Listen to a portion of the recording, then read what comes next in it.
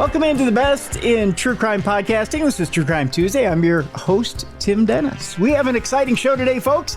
Got to read an extremely interesting book this weekend. As a matter of fact, it's the second in the series, Murders in the Motor City. Our guest today is B.R. Bates, and she has written, again, a compelling book that I think once you pick it up, it's going to be hard to put this thing down. We find serial killers incredibly interesting on this program. This one is no exception.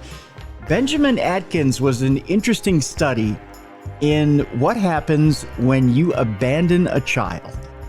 We're going to get into it today, folks, and it's going to be a scary road we're going to travel today. The Crack City Strangler is the name of the book, The Homicides of Serial Killer Benjamin Aktins. Again, Murders in the Motor City, Book 2.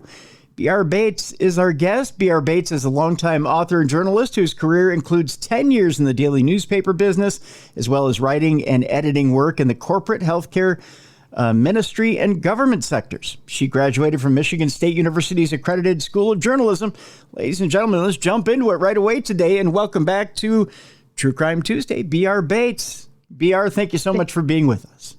Thank you. It is great to be back, Tim. It's a pleasure to have you back, and an absolute, as much as it can be an absolute pleasure to read about a serial killer, I think you've again outdone yourself with this book. It's absolutely chilling to read. And you know, I was talking to a good friend of mine who I'm just going to toot his horn right here, and then we'll keep going. He's won the CMA for morning show of the year the last couple of years in Nashville, and he's asking me, he's like, so what are you doing, brother? I said, I'm reading this incredibly fascinating book, but it's kind of the serial killer is kind of a wash, rinse, repeat, right? And I was trying to explain to him exactly how Benjamin Aktins would carry out his crimes. I said, it's incredibly graphic. So I'm going to put this up right now. This is not a show you listen to with kids around, because we will describe what happens with these crimes. When I described it to my friend Wayne D, he went, oh my God. And he doesn't get shook. I mean, you know, Wayne and I did a pro wrestling podcast together, and you know, we've been through the mud, blood, and the beer, right? And all he could say was, oh my God. And I went, yeah. That was Benjamin Aktins. Yeah, it is not a pretty picture. He was very methodical, and he did follow a formula. Yes, rinse and repeat, as you said, for all 11 females that he killed. Definitely. And what's interesting, BR, as you point this out, he was the nation's fastest serial killer. This guy didn't rest. It was, I don't use this word lightly. It was almost like he had this demonic urge to want to run through these women. Yeah, in a short time frame. And he was dubbed the country's fastest serial killer, and he may still have that unofficial title, although his name doesn't come up all that often in discussions of serial killers, but he was known at that time. 11 people killed. Now, he had attacked one person who survived a couple months before he took his first life. I think that probably was October 1991 that he attacked a lady named Darlene, who survived and who was very instrumental in his arrest. But it was about a month or two later, November or December, when he killed the first of the 11 women. And it was the end of May, the last day of May, that he killed the last one, C.C. Waymer. So it was about 6 to 9 months. We don't know exactly when he killed the first woman, but we know about the time frame. So it could have been as short as 6 months, which just is really scary. Let me ask you a little bit about the way you structured the book. And I get why you did it this way. You hit us with the inhumanity first, and you chose to feature, much like in the last book, you chose to feature the victims first, and you introduce us brilliantly to the person that's there. We get to know the victim, and we get to know the person behind it. we get to know the humanity, which we should. We should get to know the victims and the victims first and the names. They shouldn't be forgotten, right? But then at the end of the book, we get to know Benjamin. And here's the deal. Most serial killers you can look at and go, boy, and pardon the language, what a piece of crap, right? And you can pretty much throw it away. There's a reason why you reveal Ben Atkins at the end of the book and what he went through. And how to make a perfect serial killer, I guess. Can you tell us why you chose to reveal his history at the end of the book and not at the beginning? Yeah, I definitely followed the same formula for both books and trying to be as victim-centric as I could, because I feel like it is very important to first meet each one of these women who encountered him, and especially the ones who lost their lives, because each one, of course, was a valuable human being. And so I definitely wanted to start out with that. That's my formula, I guess you would say, for both of these books so far in the series.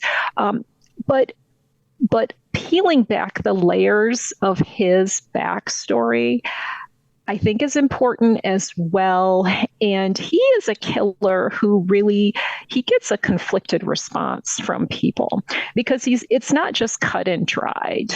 Like, you look at somebody like Jeffrey Dahmer, and who had absolutely horrific crimes.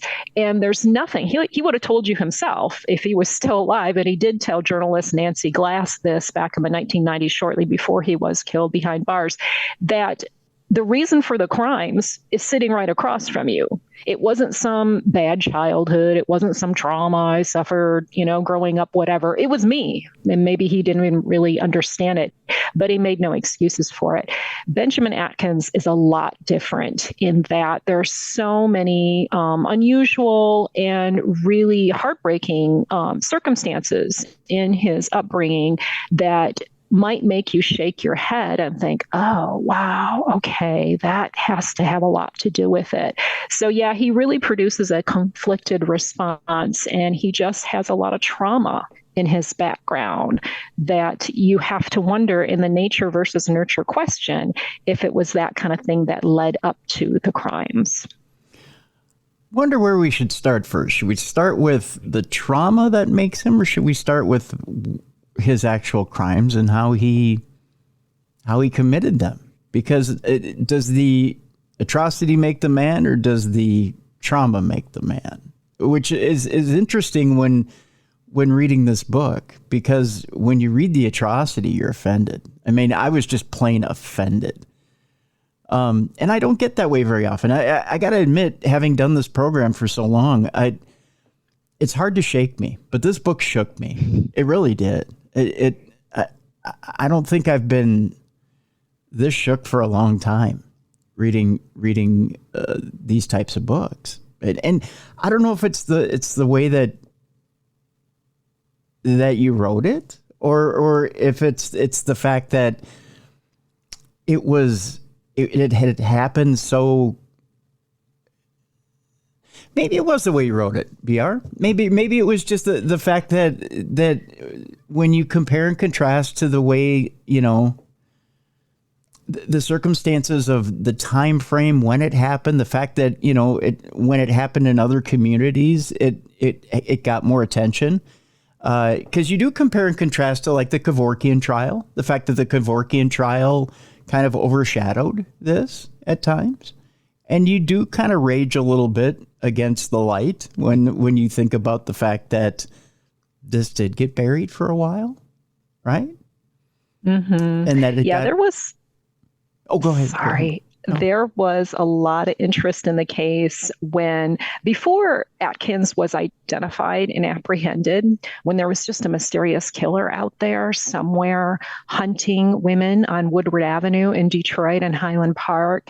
I think it got a lot more coverage. And then when he was arrested and in his lead up to trial, there was a certain amount of waning interest. And there was also the case going on in Florida at about the same time in Gainesville, Florida. The Gainesville Ripper is what he was called, that killer, a serial killer. He was killing college co-eds. And the judge in the Atkins case up in Detroit, his name was David Kerwin, he even remarked about it at the time that that case in Florida was getting so much attention. And these were nice, pretty, white college co-ed females. So contrast that with the victims in the Atkins case. These were women of color living at risk on the street, drug addicted, and working prostitution.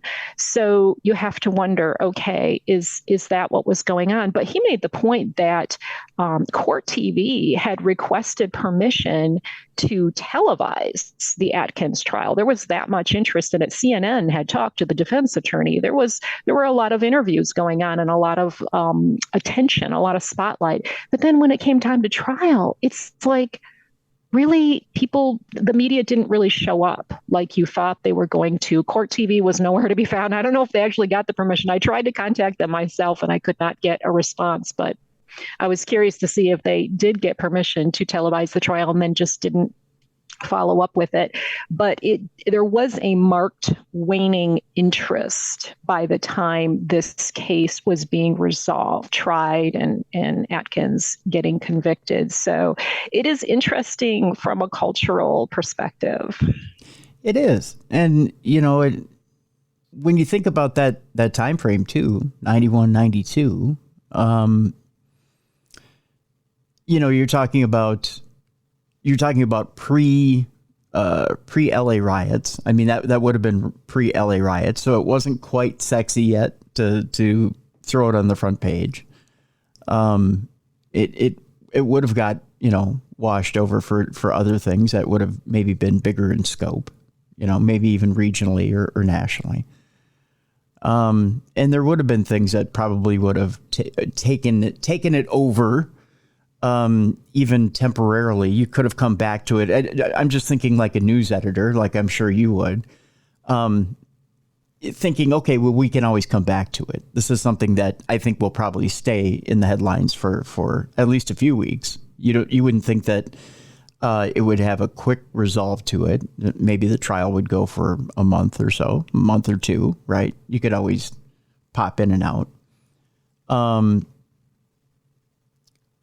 But I don't get why it didn't receive more of a spotlight, I guess is the way I want to put it.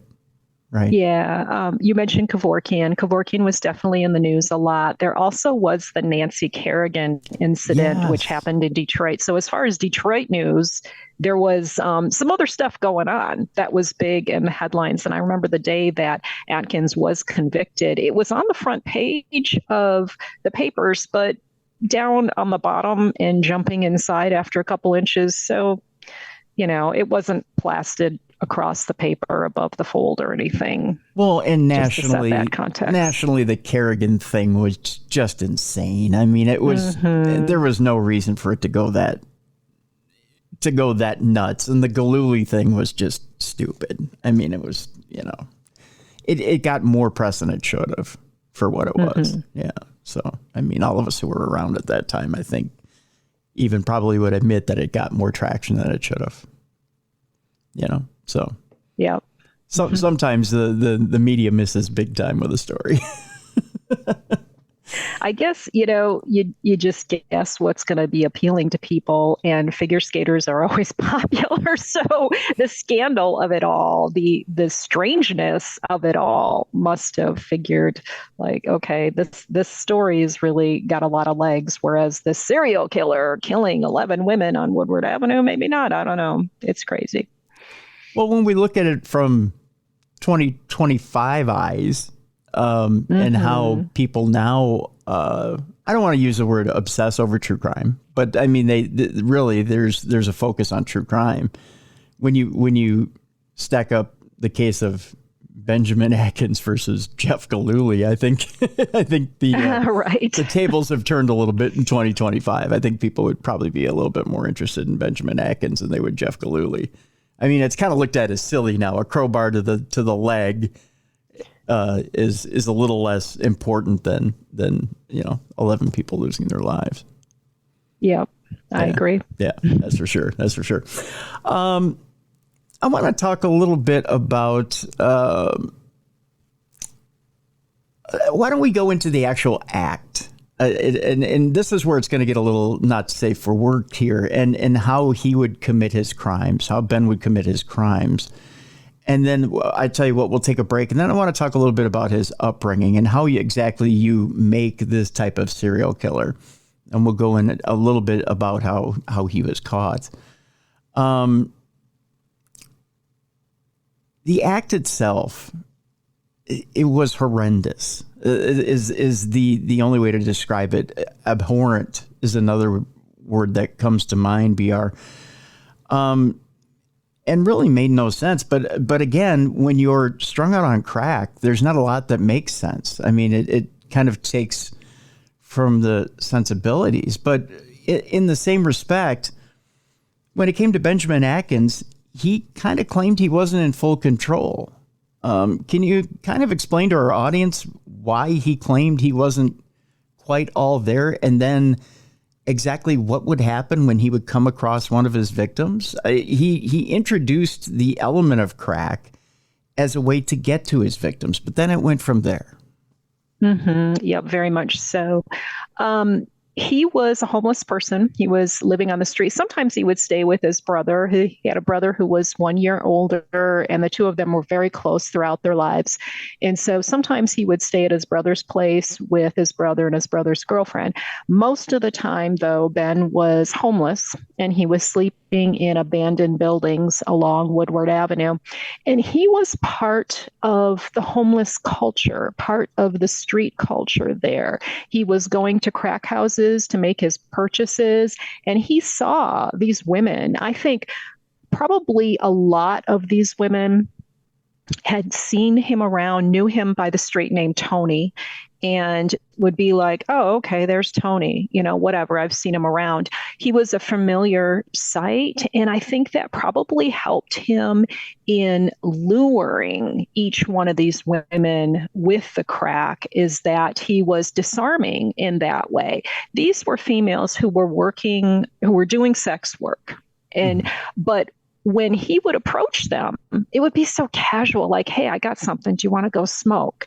And it wasn't about a sexual act so much. It was inviting them to just share. He got a rock at such and such house or whatever. So let's go smoke. It's on me, or, whatever casual encounter that would entail. And so there was no sense of threat for them. I think he was just somebody that they saw around. This was not a John. But then typically they would go to an abandoned building and they would hang out and they would start lighting up. And there were some other people who knew Atkins, even just casually, maybe didn't smoke with him, but maybe the lady who lived in the building where he stayed sometimes or whatever, who told the media after his arrest that he became a different person when he started smoking crack. And it was likened to something demonic. And so when he would take a female off to some dark corner of Woodward Avenue and they would start smoking crack, he would often become someone else. And he does have two survivors that are known of. And one of them I was able to interview. The other has passed on since then, Darlene. But I was able to interview a gal named Margie who said very much when he got high, he was somebody different, very much. And so that's how these encounters would tend to go. Then things would go sideways, and then he would start attacking the woman. He would rape her. He would rape her different ways, not to get too graphic about that. Right. He would strangle her so that she would pass out. He would bind her, typically with hands behind her back, and just to subdue her and rape her. She would pass out. Often she would wake back up, because that's something that happens when you get strangled. Is it takes a long time. It takes probably longer than people realize to strangle someone. And so often someone who's being strangled will then wake up. Sometimes he would allow them to wake up on purpose. He later told police sometimes they would just wake up. And so he would strangle them again. This was a repeated process. Eventually, he would kill them and he would make sure that each one was dead. So when he had strangled the woman, he would press on her chest, make sure all the air was out of her lungs. He would listen for breathing. He would check for a pulse.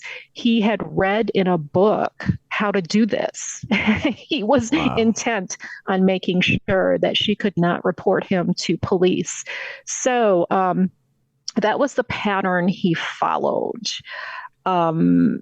And then he would leave. He would make an effort to hide her. He wasn't leaving these women out in the open. He was leaving them in a dark corner, like I said, and he would make an effort to hide them. So that's why a lot of them were not found for several weeks or even months. But yeah, he tended to follow the same pattern or formula with each female. There were a few of them even that, I mean, this is just disturbing that people would smell odors and then they would report that they would smell something weird, or they would notice, and one or two of these buildings even had high traffic and they were smelling these odors, which is just, it's so disturbing, BR, that I mean, a few of these buildings were, I mean, technically quote unquote abandoned buildings, or they were construction sites or whatever they were. But they had traffic. And people were smelling these odors and went, oh, but life continued. For a period of time, Highland Park. See, some of these crimes happened in Detroit. 3 of the women were killed in Detroit. 8 of them were killed in Highland Park. And so a lot of this case was centered in Highland Park. And Highland Park was a city that had a lot of financial trouble at that point in the early 1990s. And they had stopped collecting trash. And so when you talk about a smell coming out of a building, one cop I interviewed said, yeah, the city stopped collecting trash. So it was not at all that unusual if you walk by a building and if it's getting warm out, it's spring or summer that year in 1992, and you smell something coming out of the building, it really wouldn't surprise you, because there was just trash everywhere. People would take their trash and put it in an abandoned buildings because it wasn't being collected. That was the point that he was making. I'm like, oh, wow. So that was the trouble with one of the gals when she was discovered, Joanne O'Rourke. I think she was finally discovered by a scrapper, but there had been a smell coming out of that building for weeks. And there was a shop owner nearby that said, yeah, I called the police about it and they didn't do anything. Or else she would have, if they had listened to that shopkeeper, then Joanne would have been discovered sooner. So, just crazy conditions for these women to be left in these buildings. And talking about heavy traffic, yes, a lot of them were used for drug use, for prostitution. A lot of them were heavy traffic areas. I saw the crime scene video of the Monterey Motel when the 3 women were found there. And every room they go into, each one of the 3 rooms where the women were found, the floor is just covered with junk, debris, wrappers, cigarettes, used condoms, whatever. There's pieces of the room that were torn down because people go in there to look for stuff and they tear it all up. So every room, it's very chilling and very creepy because the video is dark and there's just junk everywhere. It's like a trash heap. It just was so disturbing. And the state of decay that some of the bodies are in. Again, I'll leave it for people to read it in the book. I don't know how people could have gone in and out of those rooms, done whatever business they decided they were going to do in those rooms, have smelled that smell of decay. Yep. And thought to themselves, everything's fine in this room. Even if you're going in to smoke up whatever drug you're going to smoke up, go do whatever sexual business you're going to do in those rooms. To think that you could get to a base animal instinct of doing whatever business you're going to do in that room, yet still smell what you know is death in that room, that tells you how bad in addiction you are, that you can ignore that. Because you have to know in your brain something's not right. And Atkins himself was continuing to sleep in rooms at the Monterey Motel after he was leaving some of the women there, 3 women, as I said. Police asked him, how could you stay there after you'd killed women there? Well, I just went to another room. Yeah. That's what he said. And how is your soul at peace with that? I mean, you really have to be psychotic and be able to turn that off to know that there are 3 bodies that had souls, that you extinguished that light and they're decaying in other rooms, and you were responsible for that. You did that. Yet you can sleep peacefully in another room. And that's where you get into what Atkins claimed. He claimed, and I think this addresses something that you had said earlier, is how can he, essentially, how can any of this be justified, or how can he be held responsible for his crimes? He claimed after he was arrested and as he was being evaluated by psychiatrists or psychologists in the lead up to his trial, he claimed to hear voices. He claimed to have sort of alternate personalities living within him that were telling him to commit the crimes.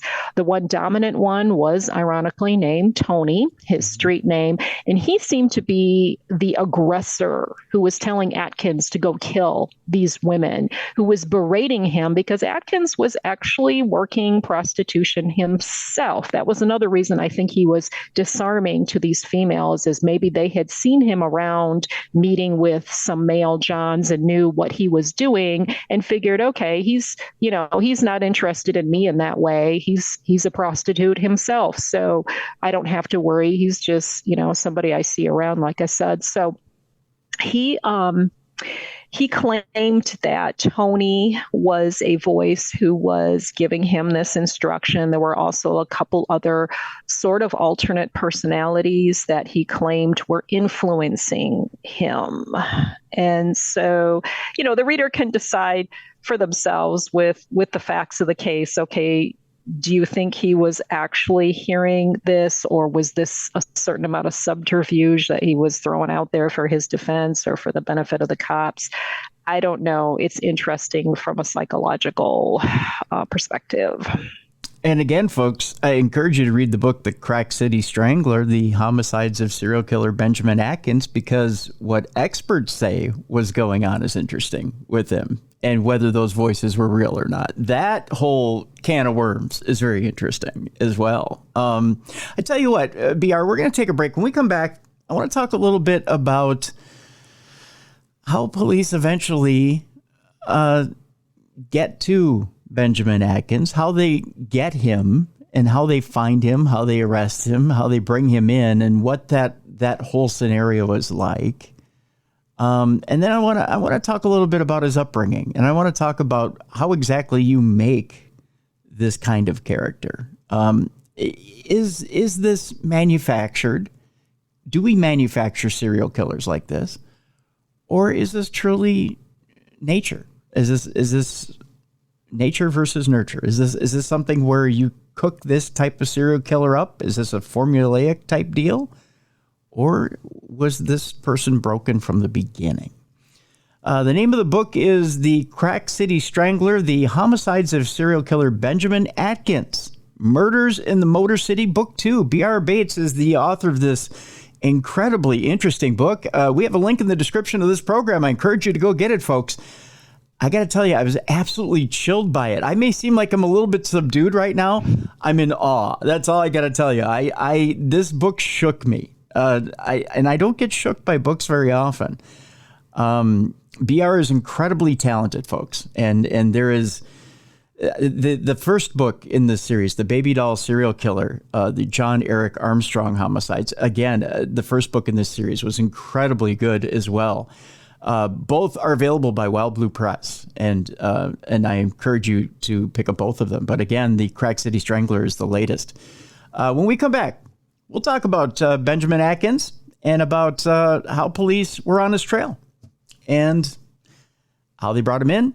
And we'll talk a little bit about just about how you make a serial killer like this. When we come back with B.R. Bates right here on the best in true crime podcasting. This is True Crime Tuesday. Welcome back to the best in true crime podcasting. This is True Crime Tuesday. I'm your host, Tim Dennis. My guest is B.R. Bates. The name of the book is The Crack City Strangler, The Homicides of Serial Killer Benjamin Aktins. It is Murders in the Motor City, Book 2. B.R., when we left people at the break, we were talking a little bit about the, I hate to say, the mechanism of how Benjamin did his crimes. I want to talk a little bit now about how police were trying to figure out how to bring him in, because it's a little tough when you first figure out you have a serial killer, you have something going on in the street. It's especially with the drug community. It's a tough community to crack or to get into, and I don't use crack as a pun here. People may think I did, but I didn't. But to get that information at first is hard to get. But it turns out, or as it turns out, there was someone who came forward at first and said, "Hey, you gotta check this guy out. There's something not right." But police didn't necessarily listen at first, did they? It was crazy. Darlene Saunders, she had been, as I mentioned, attacked by Atkins in October 1991, around October. It's possible it was September, but it probably was October. And she knew him before that. She knew him for a few years. She knew a gal on the street who she said was his sister. I don't know if it was actually his sister or his brother's girlfriend or just someone else that he referred to as his sister. But anyways, she knew Tony, and again was disarmed by the fact that he was just somebody who hung out. So no harm in him. But when she was attacked, it bothered her. She did not go to police because a lot of women in this situation, they actually get attacked a lot in this kind of work, in sex work. And so she had seen him a time or two after that. In fact, they ran into each other at a crack house and he held the door for her as she was going in. And she said, "Why did you do that to me, Tony?" And he said, "I don't want to talk about it." He just shut her down. And so it bothered her, but she did not go to police. Well, then in February of 1992, the three women were found at the Monterey. And when she heard the news about that, it was so unsettling for her. For one thing, she knew one of the women who it turned out was identified at the Monterey, Valerie Chalk. Their kids knew each other. Their kids went to school together. And that really bothered her a lot. But also, she could just feel in her heart, she could feel that could be Tony, the guy she knew as Tony. Mm-hmm. And so finally, she convinced herself the next month, March, to go to police. And she filed a report. She sat down with an officer and filed a report, but it went nowhere. It did not get any attention at all. The police in Highland Park, the public safety unit, they knew Darlene. She had been a business owner. She and her husband had owned a hardware store, and they were known around town. Highland Park had a bit of a small town feel, at least back then. And so they were like, come on, Darlene, just go home. I mean, they knew what she was doing these days, that she was on the street, that she was into drugs. And so they just basically shook her head and sent her home. That's what her son told me. Mm. So that report was ignored all the way until this investigation really heated up and the women continued to turn up, and a lot of women. And finally, in the summer, there was someone that Darlene knew in her family who called police and really put the heat on them and said, "Hey, you had an incident reported with this guy and you haven't even looked into it. And this is a valid lead here. You really need to look into it." And there was a police officer that Darlene knew also in Highland Park Public Safety. And between the two of them, they finally got some attention for this. And then the Highland Park police had Darlene come in July, I think it was, and give her story again. And then from that, she was assigned to a Michigan State trooper who was helping work the case. And he took her around Woodward Avenue in the evenings. And finally, after a few weeks of riding around together and roaming around on foot together, he and Darlene were able to spot Tony, and Tony was apprehended. But it took a while for them to listen. And it took a while for them to, and thank God Darlene was persistent, and people around Darlene were persistent. Otherwise, yes, they valued her story. They valued her, and they valued her story, whereas police just brushed it off at first. Otherwise, how many more women would have died? You know? Exactly.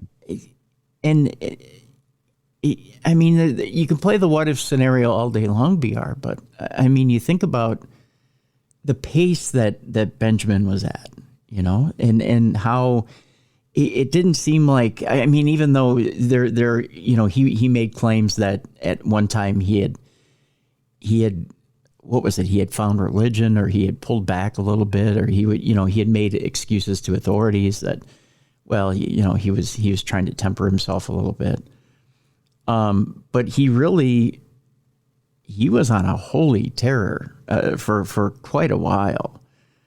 And whether you want to blame the drugs, whether you want to blame voices, whether you want to blame mental illness, whether you want to blame a bad upbringing, I honestly believe that it was just pure psychopathic rage at his circumstances when you look at his upbringing. And I guess we can make that transition and talk about his upbringing, because, you know, when you talk about strangulation, I want to get back to his modus operandi. Strangulation, when you talk to criminal psychologists, they talk about how strangulation is so incredibly personal.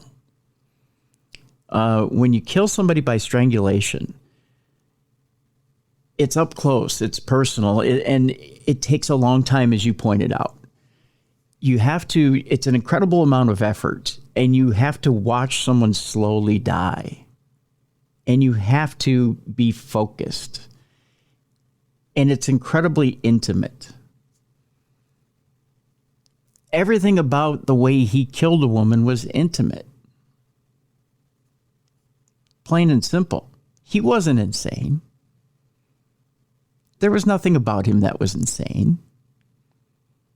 As far as the clinical definition of it, he knew what he was doing. He was angry. He was angry at his circumstances. He was angry at what he had been put through. And if you want to break things down psychologically, at least the way I read your book and the way I read things,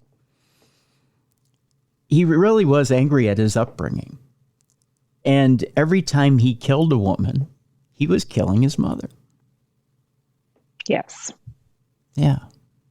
Yeah, there were different cops who worked the case who said that very thing, that he was killing his mom over and over and over again. Yeah. But what's insane is he also raped his mother at the same time.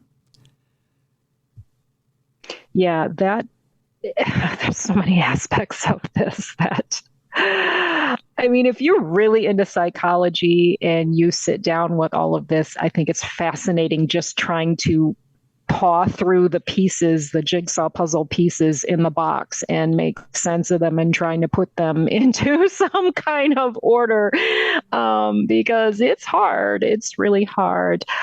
He grew up without a father.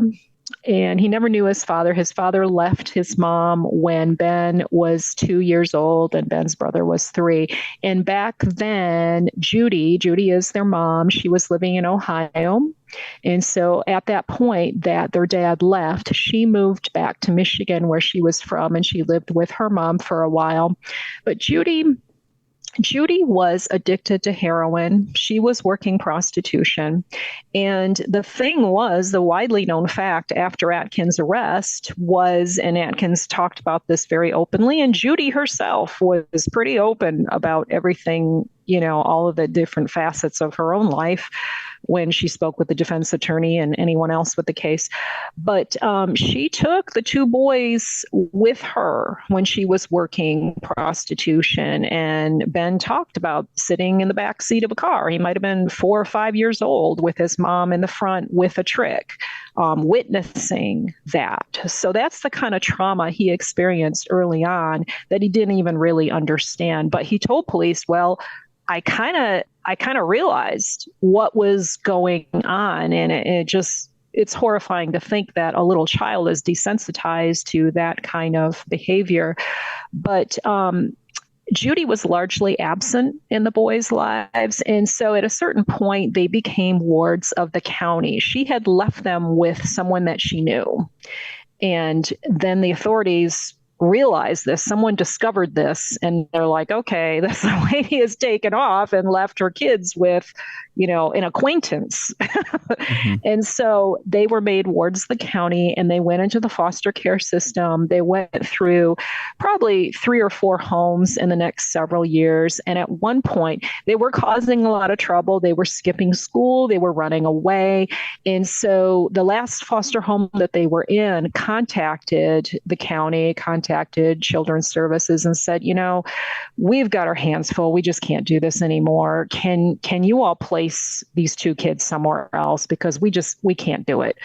And so they were really wearing down the system. And at that point, the 2 boys were assigned to a home for boys in Detroit called St. Francis. It was run by the Catholic diocese. And they spent 2 years there. Ben was about 9, almost 10. So he stayed there from about 10 until age 12. And that was a very important time in his life, and not in a good way.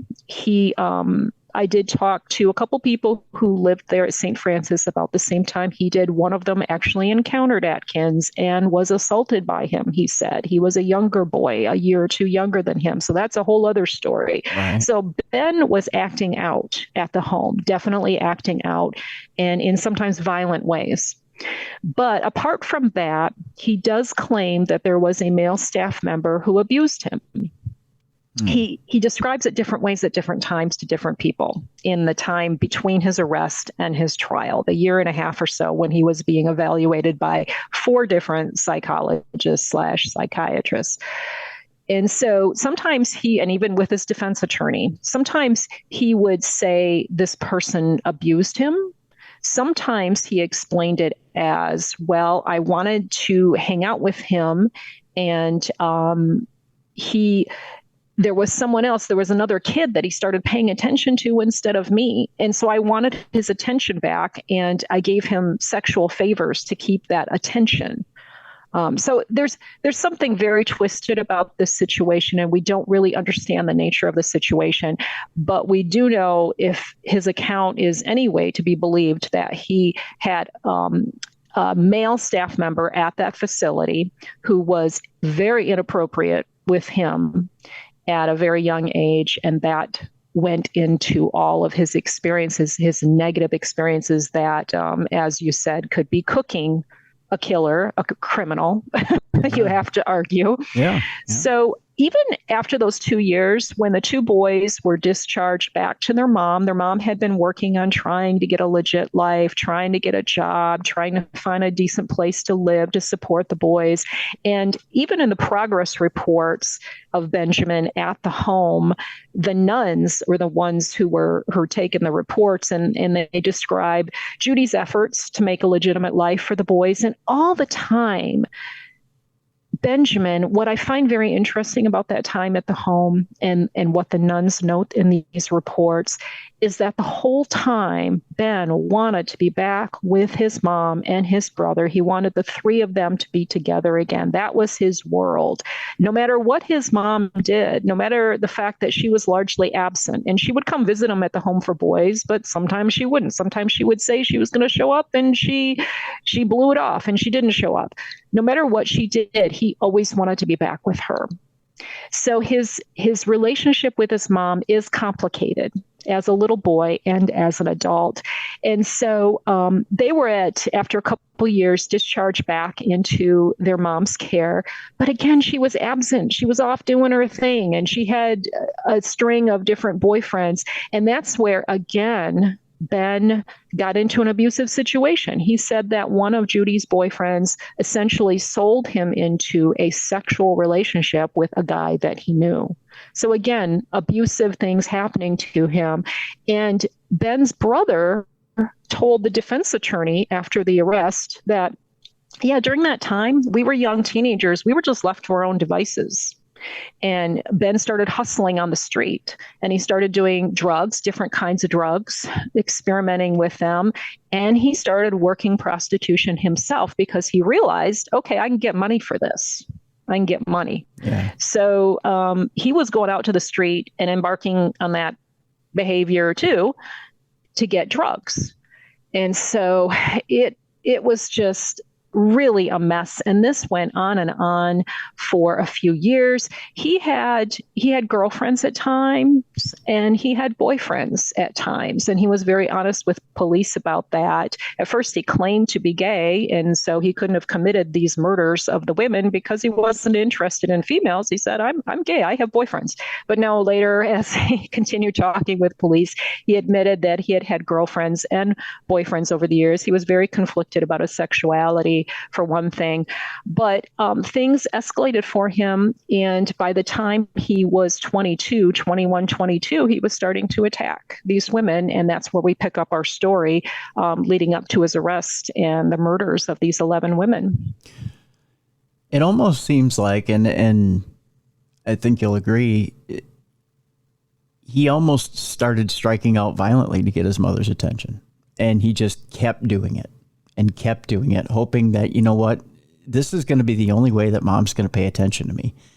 If I keep acting out and keep acting out, eventually she's going to notice me and she's going to come love me. Yep, that's an interesting thought. And she never did, because she was too self-absorbed. He was never going to get her attention because she didn't have it in her to give him that type of attention.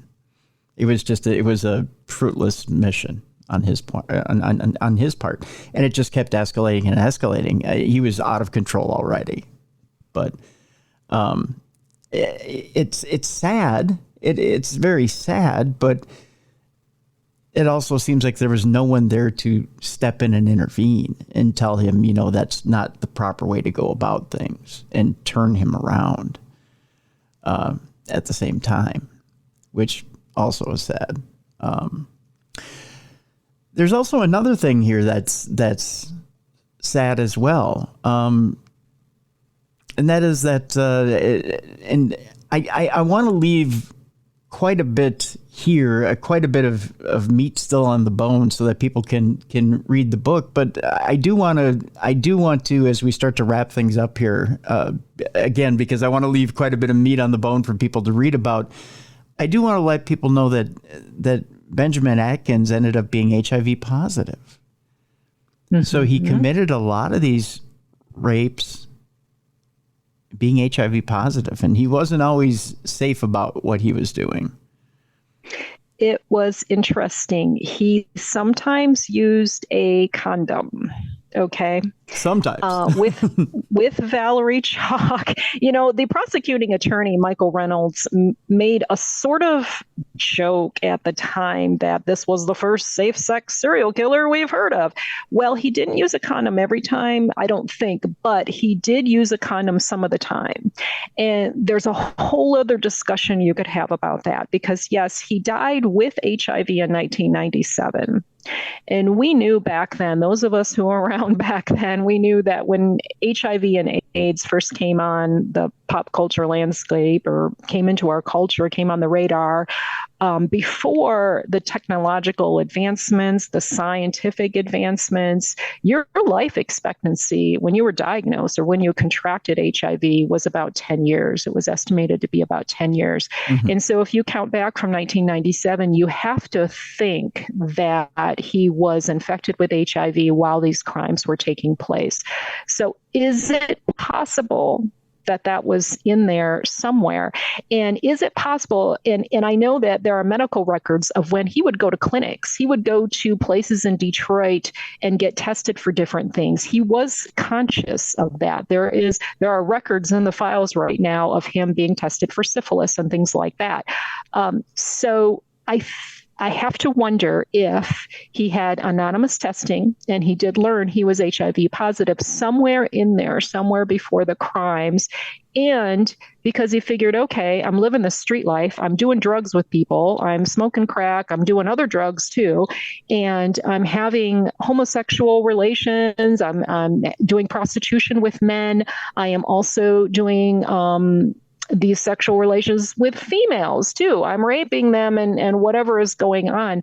So it's weird that he would choose to use a condom.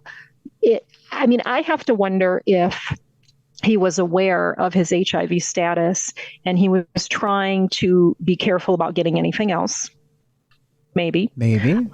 Or if he was just conscious because everybody was talking about it at the time and safe sex was starting to become a thing in the late 80s, early 90s. People were talking about that. So maybe he was just deciding he would protect himself so that he didn't get something. And maybe he only learned later that he was HIV positive. I don't know. It does open up this whole discussion, though, I really think. The only other thing I can think of is we were at the very forefront of DNA evidence, too. So right. He might have been thinking about potential DNA spread. Yes, that is a good point. Although at the Valerie Chalk scene, he left the condom there. That's with true. His sample in it. That's true. Yeah. So that does. Yeah, you would think, you're right. Okay, maybe it was about. Yeah. He honestly was trying to protect himself. I don't know. Right. You're right. You're right about that. And that begs one other question here too. Just knowing the little bit I know about that particular era, AZT was the one drug that they were treating with at the time with HIV. I wonder, and there were plenty of free clinics at that time that were distributing AZT, especially to the homeless population. I wonder, was he ever getting AZT at the time to help treat his HIV? Not that it would put it in remission, because it certainly, with some people it did, with some people it didn't. But if he ever stopped to try to take care of himself at any time with AZT, or if he just let it run wild. Yeah, you would think, because if he did even get an anonymous test, which at the time, I do remember this, I remember hearing about this in college, that you could honestly go get an HIV test and never reveal your identity. You could be assigned a number, and even the person doing the testing and meeting with you later to deliver the results personally would only know that number and would not know the name. So that would not be on record anywhere. But if you came back HIV positive, yes, you would think that that person is going to refer you for some kind of treatment or care. There's going to be some kind of, they're going to want to do some follow-up. So yeah. I don't know if any of that ever happened for him. I don't know. That's a good question. I would hope, for other people's sake, that had contact with him, that he had at least tried to take care of himself, because that, in those days especially, it was important to try and contain spread. So, just for other people's sake, not necessarily for his, but for other people's. That's for sure. BR, you've outdone yourself again. This book is amazing. It is one that, I'll tell you this much: if you're a fan of the serial killer genre and you're looking for a book that is riveting, and you do something in this book that I also find amazing. You also you compare Benjamin Aktins to other serial killers and different motives, and you connect those threads in motives and how he compares to others, and you make that cross reference. And at one point, my head is swimming. I got to tell you that. It was almost like I don't know how to put this, BR, other than it was almost like I'm sitting in front of the Dalai Lama of serial killer knowledge, and I'm like, okay, fill me with more. I want to know more about how he relates in the lexicon of serial killers, almost. And you put it brilliantly how important this case really is the best way to put it. you frame it brilliantly, why this is so important.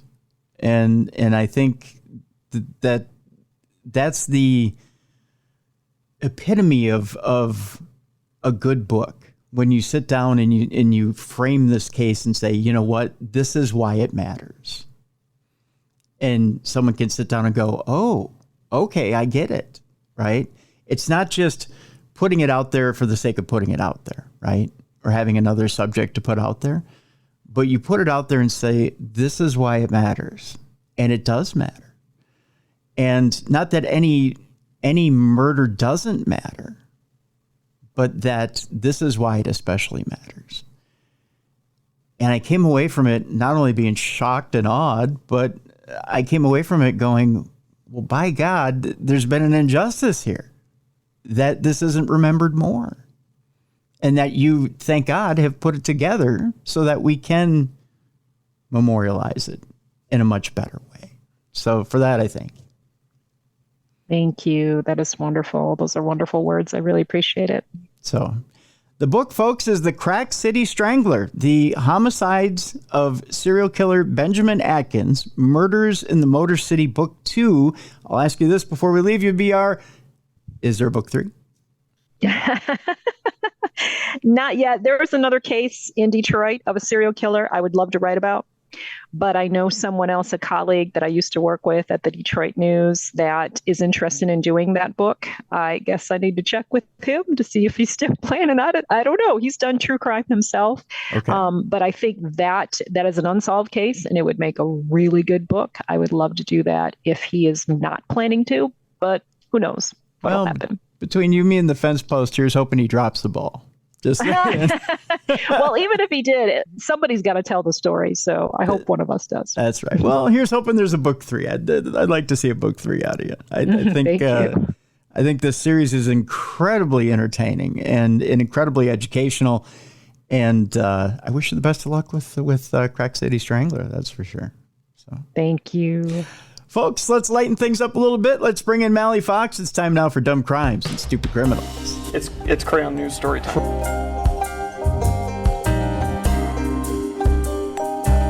What happened with this dude, Christ Bearer? I heard he cut his penis off and then jumped off a balcony. Suspect pulls gun from butt, shoots twice at Denver police. What is your emergency? I need help. And what's the problem? I'm too high. You're too high? Yeah. It's that time again, the time you've all been looking forward to. It's time now for Dumb Crimes and Stupid Criminals.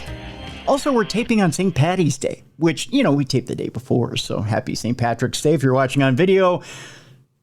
I'm wearing about as much green as I've ever worn in my life. Let's get a co-hostess in here. I'm about to introduce her in a way that she's about to probably talk down to me about, but that's okay. I'll take it. She is our Pearl of the Paranormal. She's got her mini pearl hat on. That way she doesn't think I'm introducing her as a prostitute. Ladies and gentlemen, she is our crown jewel. She's right there in that state that looks like a mitten. In fact, I know she's right there by my thumb. I'm not under my thumb, but right there by my thumb. Ladies and gentlemen, here she is. I've already stuck my foot in my mouth many times in this introduction. Mally Fox. Mally, how are you, my friend? I'm good. Thank you. How are you? I'm doing very well. We're sorry you were under the weather last week. Yes. Stupid sinuses. I know. It's horrible. I really, as much as I love spring, I do not like the aches and pains and everything that comes with it. As much as you were suffering last week, so was I. Every bone in my body hurt. Mm-hmm. Yeah, it's starting to hurt now too because we're doing the roller coaster with temperatures. Yep. Yeah, and I'm feeling every bit of it. In fact, I have a chipmunk in the garage that can't decide whether he wants to go to bed or stay up. Oh. Yeah, he's been asleep now for 2 days. He's just like, screw you guys, it's cold again. Exactly. Yeah. So I put food in his dish. He's like, nope, not coming up. He's just like a cantankerous little teenager. Nope, not coming up. So yeah, I get it. I get it. It's that time of year where it's either you're going to get extreme migraines, you're going to get extreme aches and pains, or extreme sinus issues. It's not fun. No, but it didn't stop the people from celebrating this weekend for St. Patrick's Day. Right? Oh, people started on Friday. Oh, I know. Well, it's that extended weekend thing, right? Yeah. Mm-hmm. Yeah. You know, today, as we're taping on Monday, the St. Paul parade was at noon. Yes, I know. Yeah. I miss going to that. I gotta shout out my buddy Joe Kwalik, who is in the parade today. Okay. Yeah, I saw a picture of him in the parade today. Actually, it was on Channel 9. They're airing it live now.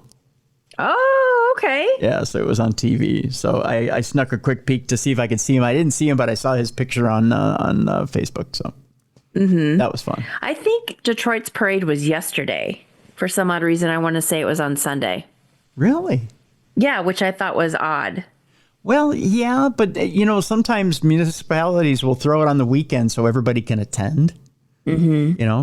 Because not everybody gets the holiday off. So right. Yeah. So I know there were some municipalities that did it on the weekend, just so that people could attend, so they could take the day and get drunk accordingly, I guess. Yes. Yeah. Because I live in a town where everyone gets drunk. It is a town with lots and lots of bars. Yeah. You'd think we'd be in Wisconsin the way people drink here, but Right. I don't have libations lined up, but I do have my corned beef and cabbage ready. I was just about to ask you if you've got that set up. Yes, I do. That's all set up and ready to go. Unfortunately, my dear mother will not be making corned beef and cabbage this year because she had. I didn't really let people know last week, but she had some issues going on with her heart. So I didn't make her slave over a stove or anything like that this year, or over a hot crock pot. Right. Yeah. So no, we're just doing a corned beef in the crock pot this year. So, are you making enough so you can have corned beef sandwiches for the following few days? Oh, I got a full brisket. Yeah. Ah, nice. Although I love corned beef sandwiches. We'll probably kill the brisket tonight. I'll tell you this much: I'm a pig when it comes to corned beef. I will kill me some corned beef. There won't be much of it left. I'll tell you that much. Yeah. But you get the potatoes and the carrots. I'll tell you this much though: I'm not a big cabbage fan. Oh, I don't like cabbage. Yeah. So I'll just pick through a couple of bits of it, and then but see, I like to do the potatoes and the carrots too. So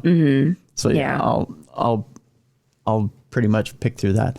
Although I think I've told you this before, we have a mutual friend named Siobhan who's from Ireland, and she's told me that basically there's no such thing as that in Ireland. Oh, really? Yes. That's basically that's garbage food. Yeah. And that's not a true Irish meal. So she's like, you celebrate however you want. That's not real Irish food. So makes me feel good. She's like, you dress in green and celebrate however you want. It's not real Irish food. She's like, when you want real Irish food, come see me. I'm like, okay. All right, then. I'm like, how about Irish soda bread? She's like, stop it already. Like, okay. Yeah, exactly. I do like soda bread, though. That's good, too. Oh, it's so good. Little butter. Oh, Irish butter at that. Yep. Yeah. I'm really looking forward to tonight. You're like, let's wrap this up so I can eat. Right. Let's wrap this up. Today's show's going to be 20 minutes long. It is. 15 minutes of dumb, stupid criminals. No, I'm kidding. Have yourself a Guinness and That's right. head on up. Yeah, that's right. Little Guinness, little corned beef and potatoes and carrots and a little bit of soda bread, and then I'm off. I'm off to bed. And then for dessert, Lucky Charms. No, I'm kidding. Because I totally want to offend the Irish. That's right, a little Lucky. Well, at Christmas time, we'll talk about their Christmas. I think they call it a Christmas cabinet or Christmas closet. So how the Irish have like that one cabinet that has all the good cookies and the good snacks and stuff that you're not allowed to touch, but they like the moms collect it all year round. Oh. all the Christmas goodies, and you're not allowed to go in there. Aren't they hard as a rock if you've been collecting them all year? I don't know, but it's like the 10 cookies and just all this stuff that they just collect for the holiday.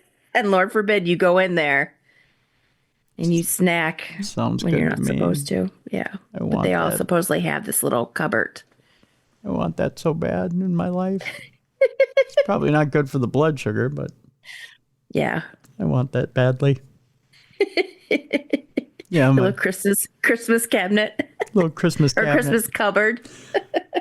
All year wrong. Wrong. Yes, wrong. All year long is what I meant to say. I'll just call it my cabinet. You know what's interesting, and again, we'll get to the stories here in a second. I know we're delaying because of St. Patrick's Day, but ever since I've been on the different drugs I've been on, which I'll admit I'm on Mounjaro, but I'm on Mounjaro for diabetes, for heart, for different issues. And then I'm on some other medications for pain that cut my appetite. I do not necessarily crave sugar.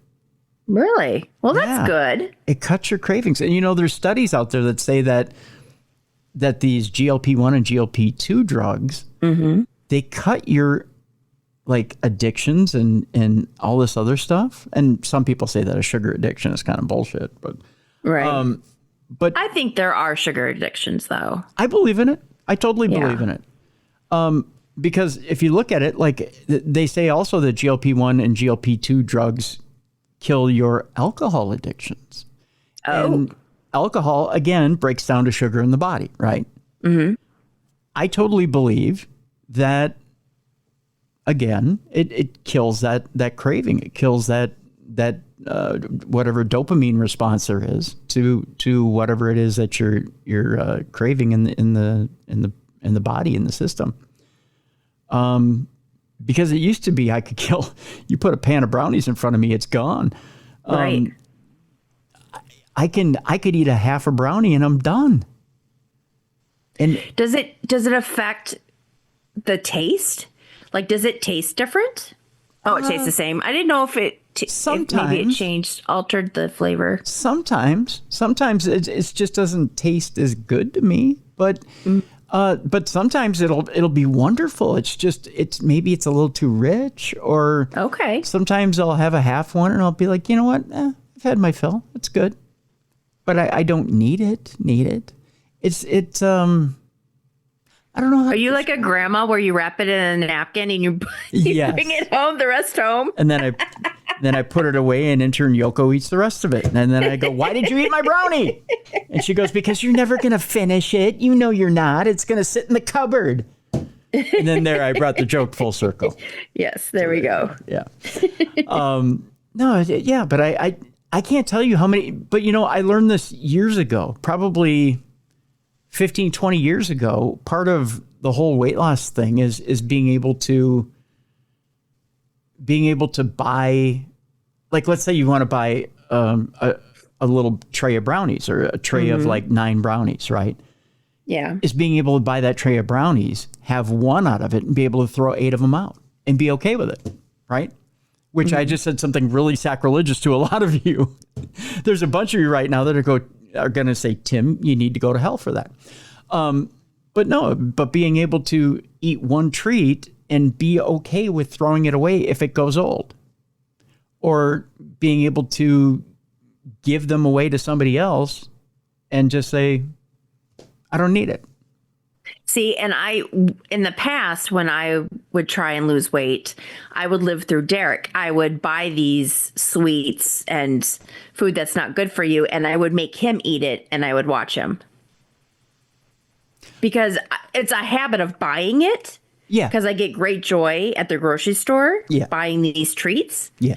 And then I would be like, here, eat it. Or I like to bake, so I would bake it, and I'd be like, here, have it, because I couldn't, or I could have a little bit of it, but not the whole thing. So he was gaining weight. So I'm sitting there watching him.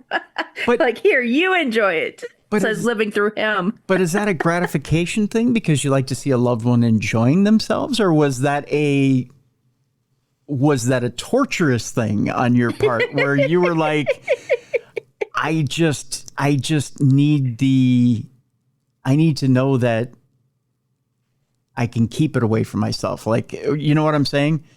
Yeah, it was probably the first thing. It was probably the joy. It was the joy of seeing somebody be happy. Yeah. Okay. Well, that's fine then, as long as it's a happy thing and not a. No, I'm trying to get him fat so no one will be. Well, no. I'm not saying that you're trying to fatten him up. What Here comes Jabba the Hutt.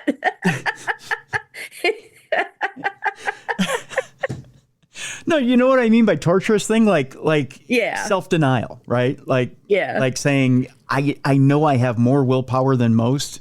Like no. Like straddling that line. Yeah, no, that's too complicated for my brain. Because there's a certain danger to that, right? Yeah. It's like the alcoholic that can sit there with a snifter of brandy and go, I don't have to sip this. I can just smell it. Oh, no. You know, because I get excited at grocery stores, or what I really like is going to the store when I know I'm going on a trip and buying all the snacks and stuff. Mm-hmm. That excites me. Or when you're on a road trip and you go to the gas station and you're buying snacks. I don't have to eat the snacks, but I like buying the snacks. Yeah. No, I hear you. I'll do that too. I'll buy way too many snacks and I'll have like 3 chips. I'll be like, what did I buy all this shit for? Right? I'm not going to eat it. Yeah. Yeah. It's what it is. It's the overeating behavior, but not indulging in the overeating. Mm-hmm. I just haven't learned to change the behavior. So what I'll do a lot of times, I'll give the stuff away. I'll be like, here, I bought a can of Pringles I'm never going to eat. Mm-hmm. Merry Christmas. Yeah, I say Merry Christmas a lot. Just add it to the Christmas cupboard. Yep, Miss Christmas cupboard. Maybe I am truly Irish. I have a Christmas cupboard with a bunch of crap in it that, I don't know. There you go. Well, we have a big Dumb Crime Stupid Criminal segment today, Mal, with a lot of interesting stories. And we do have an interesting palate cleanser, including something we probably are going to end up not putting in our Christmas cupboards. Okay. Because it's going to get us way too excited. Although, if you can get this item near you, I encourage you, especially if you're a guy, I encourage you to put it in your Christmas cupboard. I'll tell you what our palate cleanser is later. It's very interesting. Very interesting. It's a double palate cleanser today. We have 2 things for our palate cleanser. The other one is a beauty tip for you ladies. Ooh. Yeah. So that's our palate cleanser for today. In the meantime, boy, have we got some interesting stories today. We're going to start it out with a little tip for you drug dealers out there. Little tip. Just the tip. Just the tip. Thank you, Mel. You're welcome. Appreciate that. If you've got a huge score that you've got out there, let's say 250,000 pounds worth of cocaine and heroin, don't post on social media with you posing with it and put your location. Just saying that maybe rival gangs might show up and try and take it from you. Mm-hmm. That's what one criminal gang learned as they took to social media with that exact same scenario. A criminal gang armed with machetes and shotguns were captured on CCTV raiding a rival gang's property and making off with almost $250,000 worth of cocaine and heroin, Mal, after dopey dealers posed for photos with the drugs. Yay. The group of thugs were captured on camera, pulling up to an ordinary-looking house in an Audi and a BMW before storming the property in Sparkhill, Birmingham in May of 2021. I know you may say, hey, it's an old story. No, follow me here. After kicking open the door, they brutally attacked 32-year-old Mohammed Ishaq with a machete, leaving him with a large slash wound and injuries to his arm. It gets better. It does get better.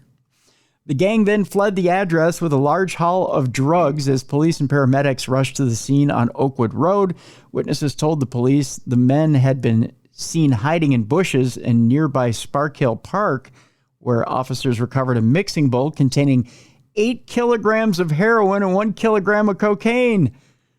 It was valued at more than 225,000 pounds at the time, but would have been worth much more once mixed and prepared for sale on the street. The men later drove around the park trying to recover the drugs before police could, with one even phoning 999 with a false report of a shooting and a bid to divert officers away from the park because they wanted their drugs back. Mm-hmm. Cops also searched the house, which had been targeted, and found more drugs, mixing agents, scales, mixing bowls, and plastic bags. God, this is Dumb and Dumber. After trawling CCTV and analyzing mobile phone data, the group were arrested in a series of early morning raids on October 20th of 2021. Detectives found they controlled at least 6 separate drug lines, which customers would contact to buy Class A drugs across Birmingham. Officers also recovered a photo of one of the dopey dealers posing for a photo with bowls of the drugs. 9 men have now been jailed for a combination or a combined total of more than 77 years following a 13-week trial at Birmingham Crown Court, which ended this past January. The group's leader, 37-year-old Mohammed Imran Khan of Bordersley Green, Birmingham, was jailed for 14 years and 2 months. He had made a stamp advertising one of the drugs line phone numbers and its opening hours and drove others around in his BMW trying to recover the dumped stash after the raid. Wow. Rival Muhammad Ishaq of Sparkhill, who was attacked in the Oakwood Road house where he was preparing the drugs, was jailed for 10 years and 2 months. He was pictured in a recovered photo by police posing alongside mixing bowls filled with drugs and bundles of banknotes. Boy, there's pictures of this too, which is just unreal. The what this looks like. 37-year-old Kaleem Ullah Khan of Saltley, Birmingham, was jailed for 13 years and 3 months, while Sohail Hussein of Bordersley Green was caged for 9 years and 9 months. Riaz Muhammad of Bordersley Green was jailed for 7 years and 6 months, and Anwar Awais of Kings Heath was sentenced to 7 years and 4 months.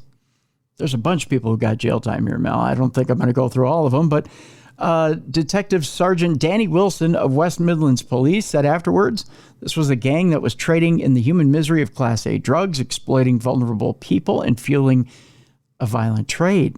Our investigation was triggered by an act of extreme violence against the gang, and that exposed the property at Oakwood Road as the headquarters of the operation. They're at the higher end of the supply chain, and their illegal product was being used to supply people across the city. I'm going to try and see if I can grab the picture of these guys attacking the property. Here's the guys that showed up to attack the property here. Take a look at these guys right here. They just decide, you know what, we've had enough of your posing. Right. We're just gonna show up and take that. Here's the drugs that were recovered by the police. Oh my. Yeah, that's quite a bit, isn't it? Yeah. That looks like they're almost grabbing flour to prepare for fried chicken. That's how much is sitting there in that bowl. That's just amazing how much was sitting there. So, yeah. So, guys, try not to show off. You know, when you're preparing your drugs. It's a little. Make sure your location is off. Yeah. Make sure your location's off on social media. Just saying.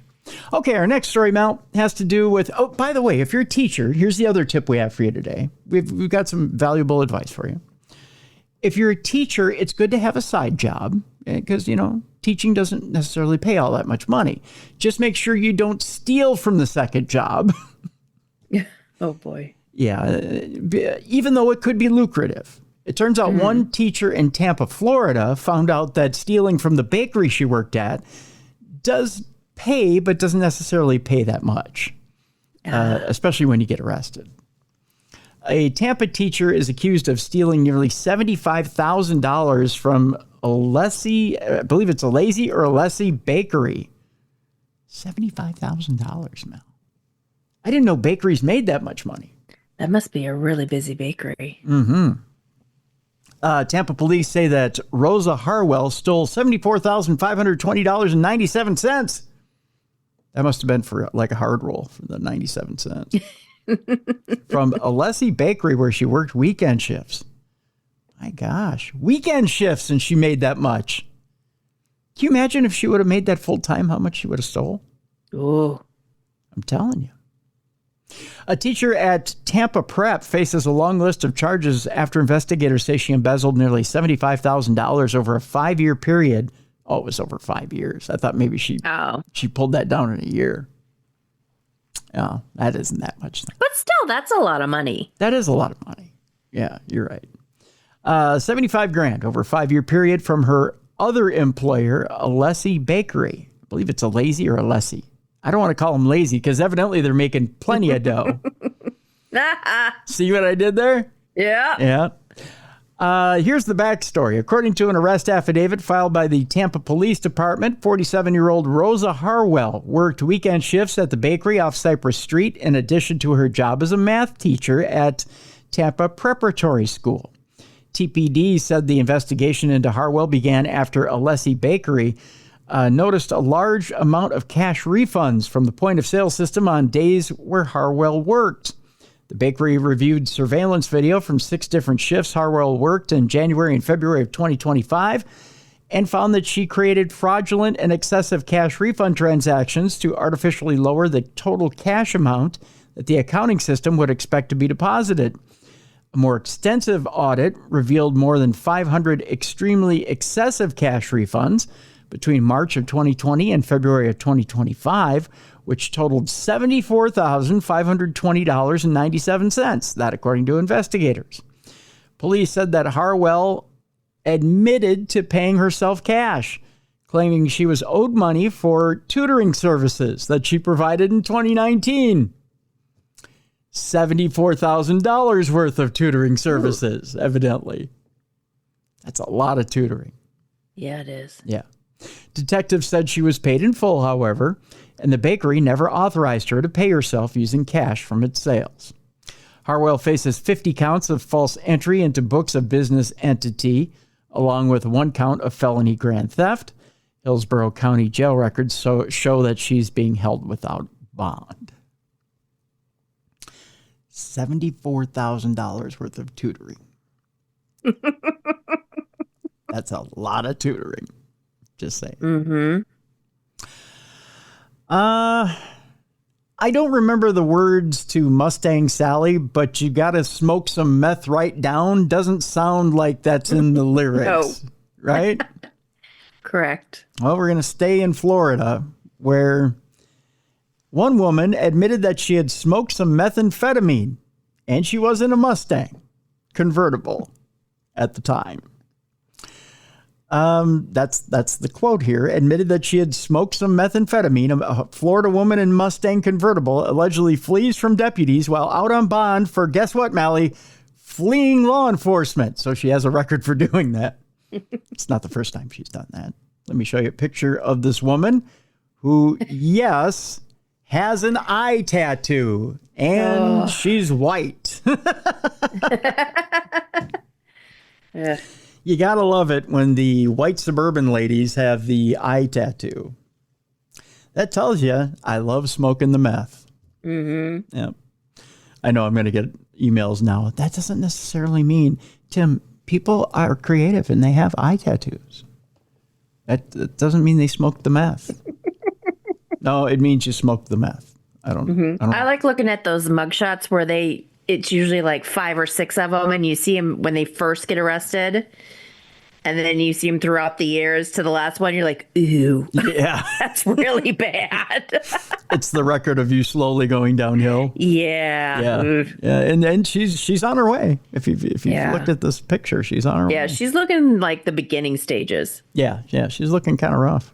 Mm-hmm. I believe Kristen Middlestat is her name. She sounds very Midwestern, doesn't she? Yes. Kristen Middlestat, yeah. A Florida woman was recently arrested after committing 2 of the exact same crimes she was previously accused of and out on bond for, according to law enforcement in the Sunshine State. 35-year-old Kristen Ann Middlestat, who sounds like she grew up right here in Minnesota, stands accused of 6 charges, including fleeing to elude, knowingly driving with a suspended or revoked license, driving with a suspended or revoked license as an habitual offender, which is hard for me to say, fleeing with reckless disregard for the safety of persons or property, possession of methamphetamine, and possession of drug paraphernalia, according to Polk County Jail records. The Polk County Sheriff's Office took stock of the repeat nature of the defendant's charges with tongue-in-cheek press release. Ooh, I love these. Are you ready for this, Mel? A tongue-in-cheek press release. Here's what they had to say. They got their sarcasm up, and they did this with their fingers. They did the little snidely whiplash thing. Yes. And then they typed this. Middlestat told deputies that she fled because she knew that if she got caught, she would likely be going to jail for a long time, the press release reads. She may have thought that due to the fact that she was already out on bond for fleeing to elude and knowingly driving while license suspended revoked, that was it. It was very short on sarcasm. Yeah. Yeah. The incident occurred during the early evening hours near the corner of Rolling Hills Court East and Masterpiece Road in Lake Wales, which is a small city located some 60 miles due east of Tampa.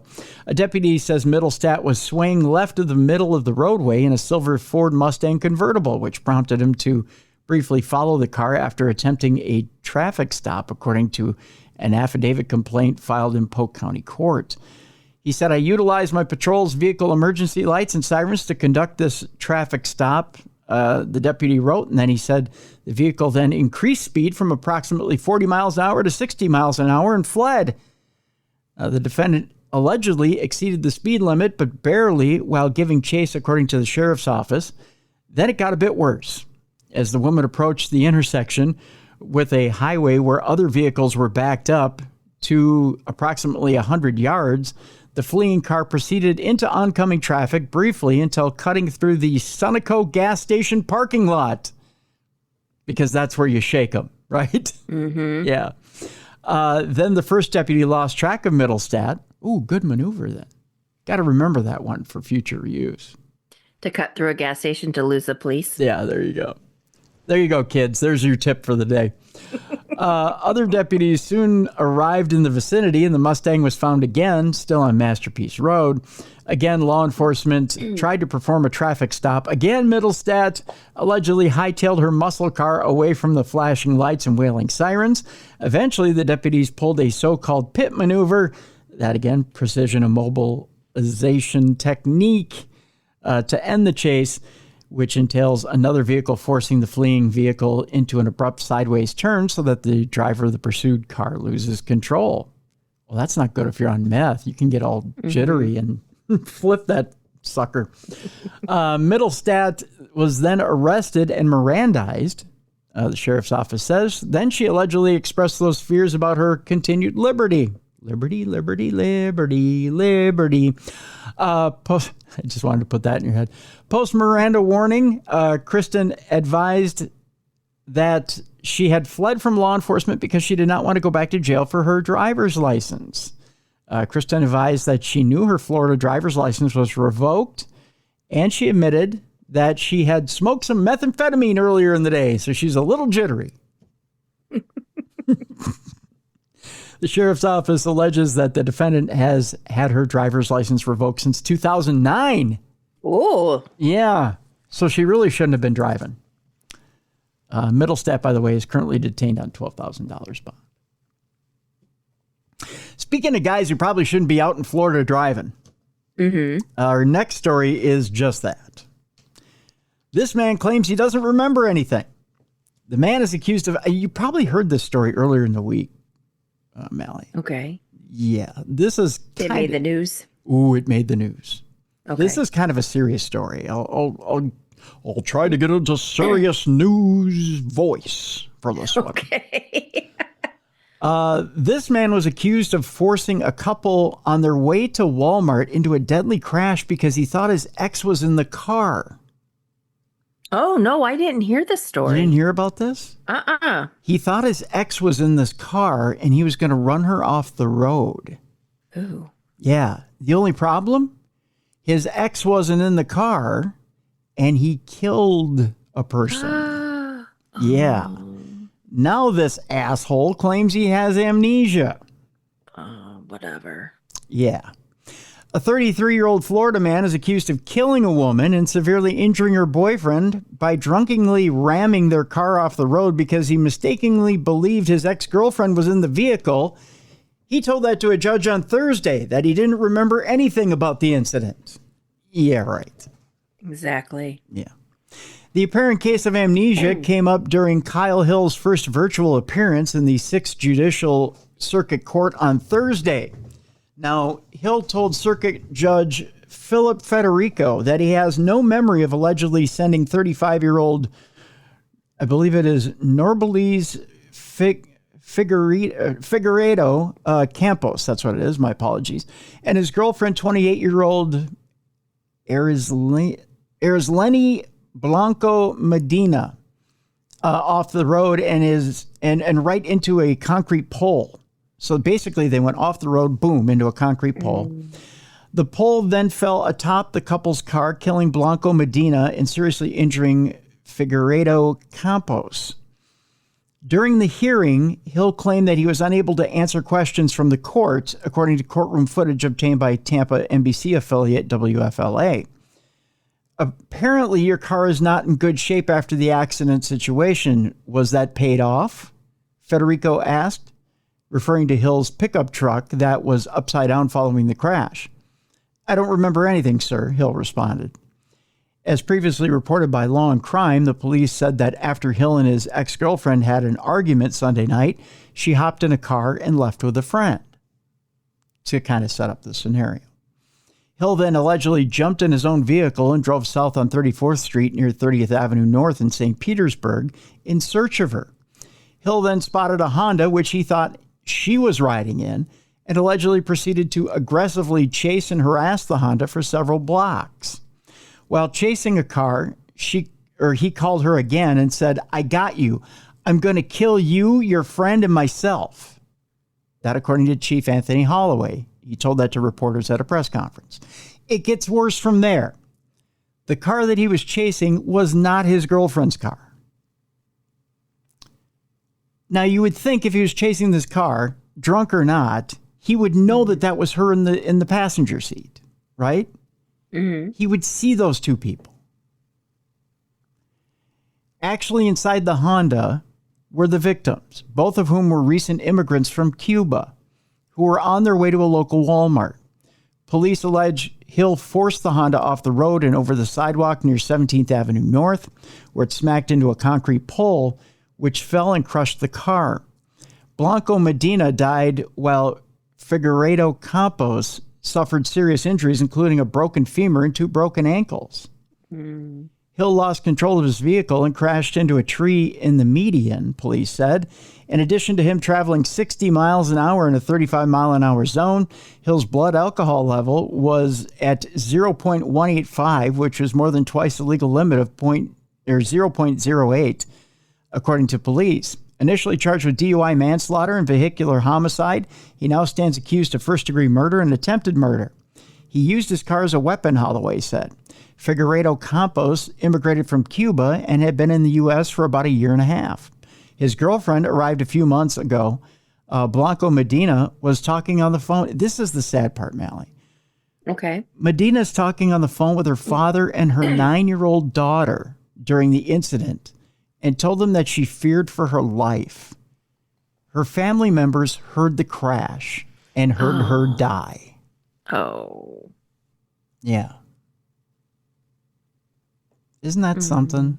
That is so sad.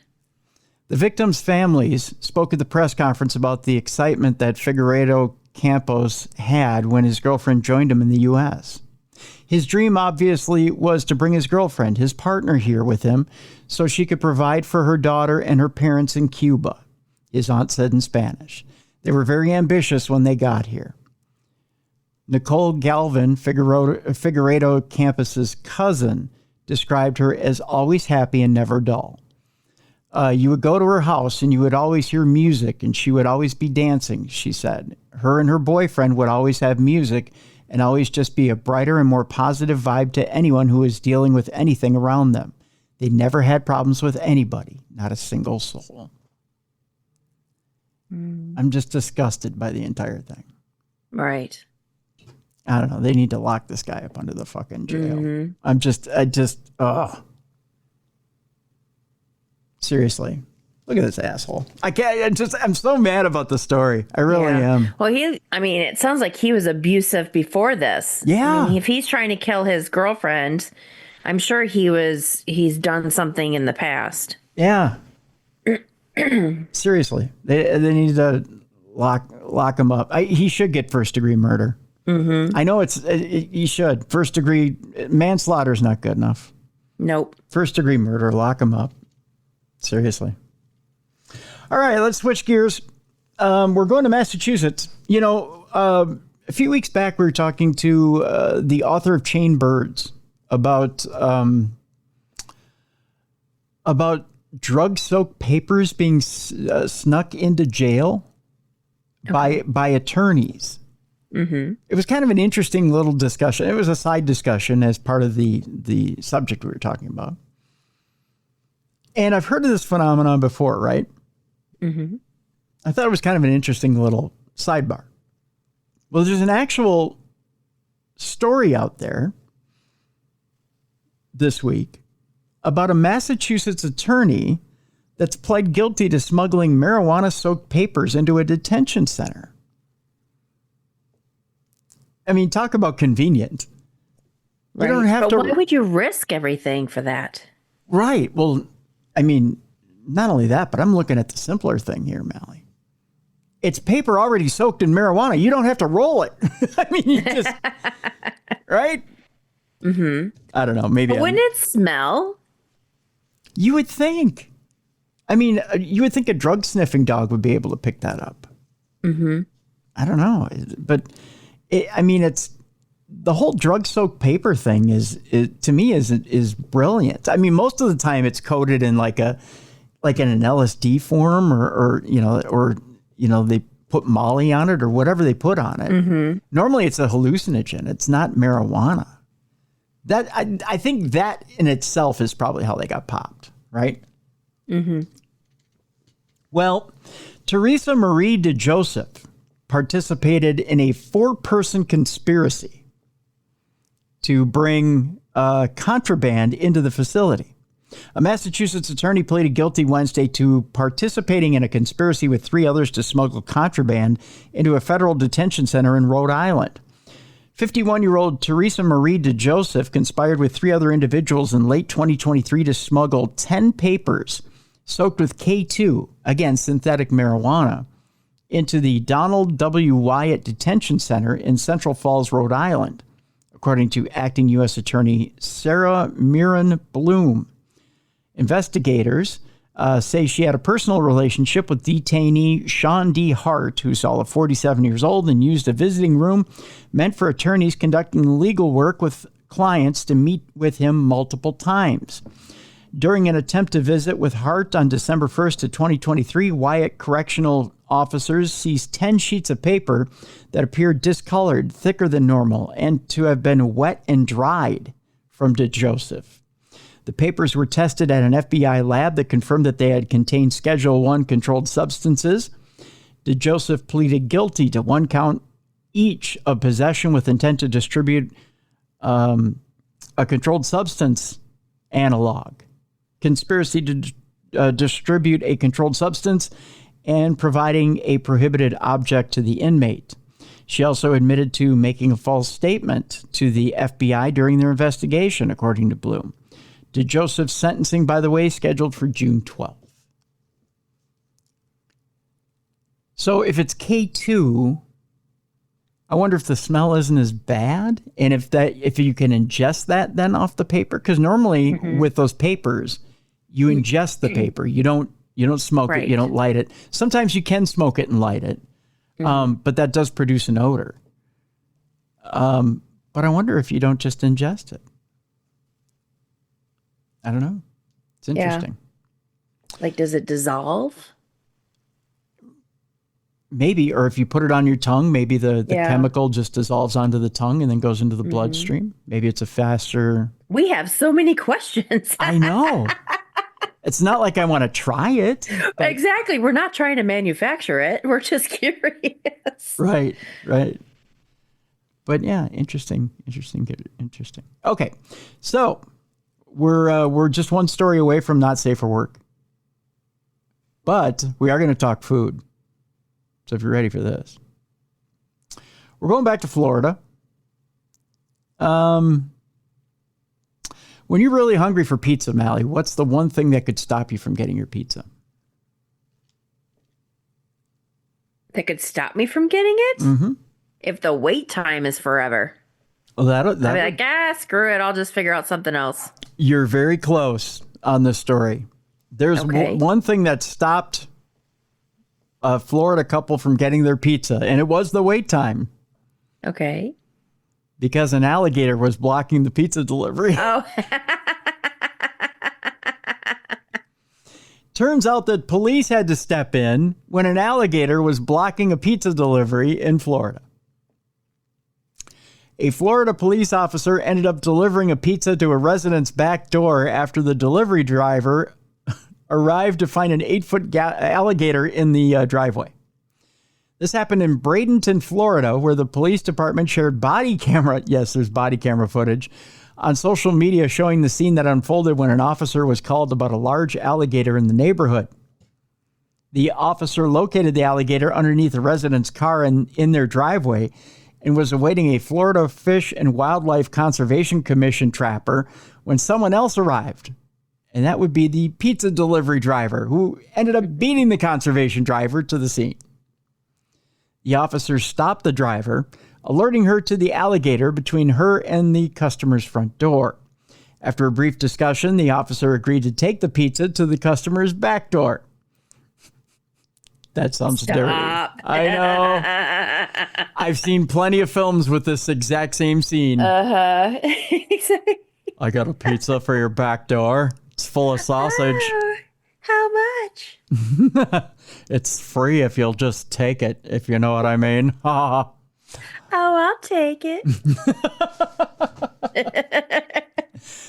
After a brief discussion, the officer agreed to take the pizza to the customer's back door. You know what I mean? A neighbor called the home's resident, who appeared soon in the front doorway. You know what I mean? But the officer alerted her to the gator's presence and told her she should collect her food at the back door. How much was it? The woman asked the officer, arriving in the back with the pizza. I have no idea. I'm not the pizza man, the officer said, then pulled out his huge nightstick. The woman ended up taking the food and giving the officer some money to pass along to the driver. It wasn't enough, it turns out. No, I'm kidding. Pizza with a side of gator, the police department wrote. Officer Tolson responded to calls about an 8-foot gator in a 55-plus community, intercepted with a terrified pizza delivery driver, and ensured a hungry customer was fed, and a hungry gator wasn't. All in a day's work, they said. So there you go. With that, it's time now for our Not Safe for Work portion of Dumb Crime, Stupid Criminals. If you're at work, well, then you got to put your boss back in the house because we got a hungry gator of a news story to unveil for you. You're not going to want him to see this.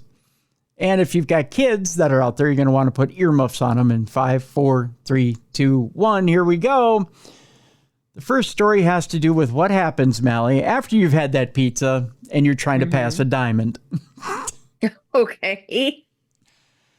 We had a story not too long ago about a thief who went to Tiffany and Company. In fact, it was 2 weeks ago already.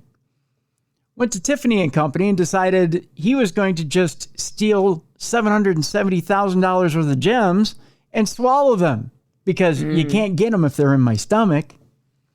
Well, cops decided, you want to bet? We're going to wait for you to shit them out. Well, guess what? They haven't come out yet.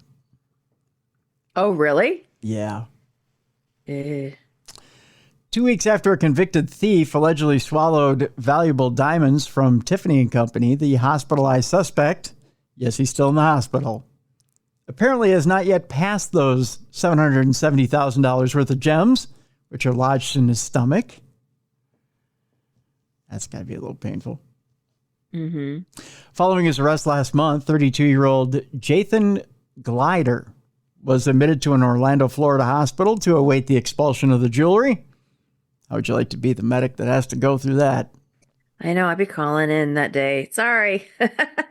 Calling off. Well, and to think, every time he passes a bowel movement, you've got to collect it and forensically go through it. Yeah. They don't pay me enough for that. Nope. Shit. I'm just going to finish the sentence. They don't pay me enough for that shit. Mm-hmm. The quote here is, "We are unable to state which medical facility due to security reasons." Is there enough money on this planet, Mally, for you to put on a mask, grab a pair of tweezers, and go through each bowel movement to find $770,000 worth of jewelry? Maybe he gets a bonus. For me, no. I mean, but maybe there's a little bonus. I'm talking as a thief, right? So you're sitting at home with Mr. Fox, and the two of you say, you know what? We're going to hatch a plan to break into said hospital, and we're going to steal the $770,000 in this guy's colon, right? And the way we're going to do it is we're going to break in and we're going to disguise ourselves as medical personnel, and we're going to bring our special diamond-laden tweezers, and we're going to glove up, and we're going to wait for this guy to shit himself. And then we're gonna root through and we're gonna find the diamond, right? We're gonna find the diamonds, and then we're gonna put it in a little baggie and we're gonna run off to the pawn shop. Do you take the chance and do it that way, or do you say, you know what, we'll make our money elsewhere? Make the money elsewhere. I got a gag reaction. I have a hard enough time picking up my dog's crap, which I do, but I gag like when I do it. That's why I usually volunteer to take Marla Hooch out, because she's a small dog. She's a pug. Mm-hmm. When I got to take the Dalmatian out, because it's so big. Ick. I can't do it. I can't. No, thank you. Okay. But is there like a timeline? Like after 2 weeks, I would be like, dude, we're going in for surgery. Enough. You've had 2 weeks. If you can pass corn in 2 days, you can pass a diamond in like 2 weeks. Diamonds are forever, Melly. Yeah. But I'm saying, come on. There comes a time when it's like, all right, we need to go in for surgery. Well, let's find out. 32-year-old Jathan Glider was admitted to an Orlando hospital to await the expulsion of the jewelry. They say, we are unable to state which medical facility, of course, because of security reasons. However, there are 2 officers with him at all times. In response to repeated smoking gun inquiries about Glider regarding his health and whereabouts, the Orlando Police Department's Public Information Office said it had no further information to share at this time. Now, I have a picture of Mr. Glider in his hospital bed. He looks like he's having a great time with diamonds in his ass. There he is right there. So, he should use that for his Tinder account. Yes, diamonds in the soles of his ass. I believe it was Ladysmith Black Mambazo who sang that song with Paul Simon. There's an old reference for you. People are now going to look that up. The one person who gets the reference. Court filings offer only vague references to Glider's status. Records contain handwritten notations like hospital and outside medical. On the defendant's signature line of a circuit court document, the words unable to sign are printed. Evidently, he signs with his colon. A February 28th arrest warrant was served on Glider at 601 East Rollins Street, the address of the Advent Health Orlando Hospital. Glider was arrested on February 26th, about 6 hours after allegedly bolting from the Tiffany store in Orlando with 2 sets of solitaire earrings, valued at a combined, there were solitaire earrings, Mally, he swallowed. They could poke holes. Yeah, it could. Combined $769,500 is the retail value, as they'd say on The Price is Right. Glider, cops say, posed as a representative for an NBA player and was ushered into a private room to examine several costly items. As detailed in various court filings, Glider was pulled over by a Florida Highway Patrol officer as he drove on Interstate 10 in Chipley, which is a city about 330 miles from Orlando. Troopers who had received a be on the lookout alert from Orlando cops reported having to yank Glider from his rented Mitsubishi Outlander. Police believe that Glider was en route to Houston, Texas, where he lives with his 73-year-old mother, who would not like a shitty pair of earrings, I'll tell you that much. Glider, investigators say, was talking with a closed mouth and was moving an object around. It ain't gum, I'll tell you that much. And using his tongue, he reportedly ignored directions to open his mouth and started to chew and attempted to swallow what was in his mouth. Fearing that he may have ingested narcotics, troopers drove Glider to a local hospital to be medically cleared after being brought to the Washington County Jail. Now, at the hospital, Glider refused treatment and evaluation while stating many times that he did not want his stomach to be x-rayed. It was during the subsequent jail intake process that Glider was subjected to a scan that revealed foreign objects inside his body. While in the lockup, Glider reportedly asked jailers, "Am I going to be charged with what's in my stomach?" Previously, while sitting in the rear of a police car, Glider mused, "I should have thrown them out the window."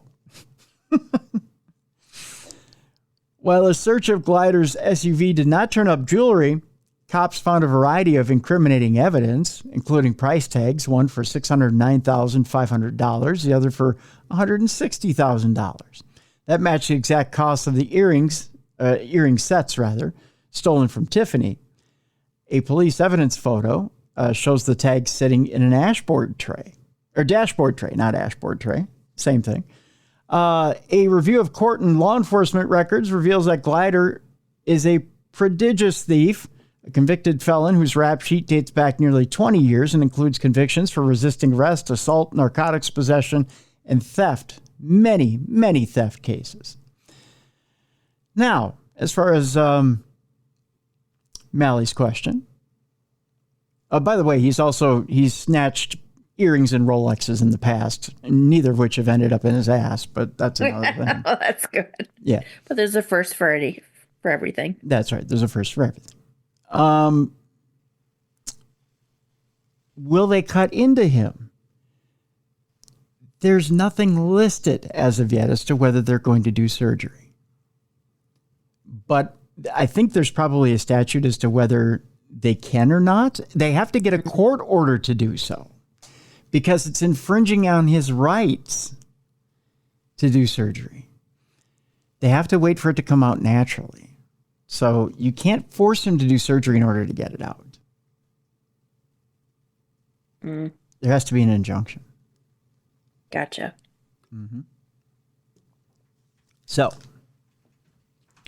it says here that fresh from prison gambit ended when Glider was in handcuffs. The last one when he was at the Mall of Millennia in Orlando to present a Orlando Magic player in the market for some expensive Tiffany and Company jewelry. Yeah, so essentially, he did an 18-month state stretch in mid-November 2024. He had another run-in with Tiffany and Company in Houston. He's done this before, so yeah, he hasn't learned his lesson. But you can't force it out of him with surgery, so you have to wait for it to go through him. But you're right, Mally, it can tear up his intestines. So I think at one point they're probably going to say to him, listen, if you don't want permanent damage, because these things can cut up your insides, let us take them out of you. You need to sign permission for us to take them out of you. They can ask him, because he has refused x-rays and he has refused any imaging of the area.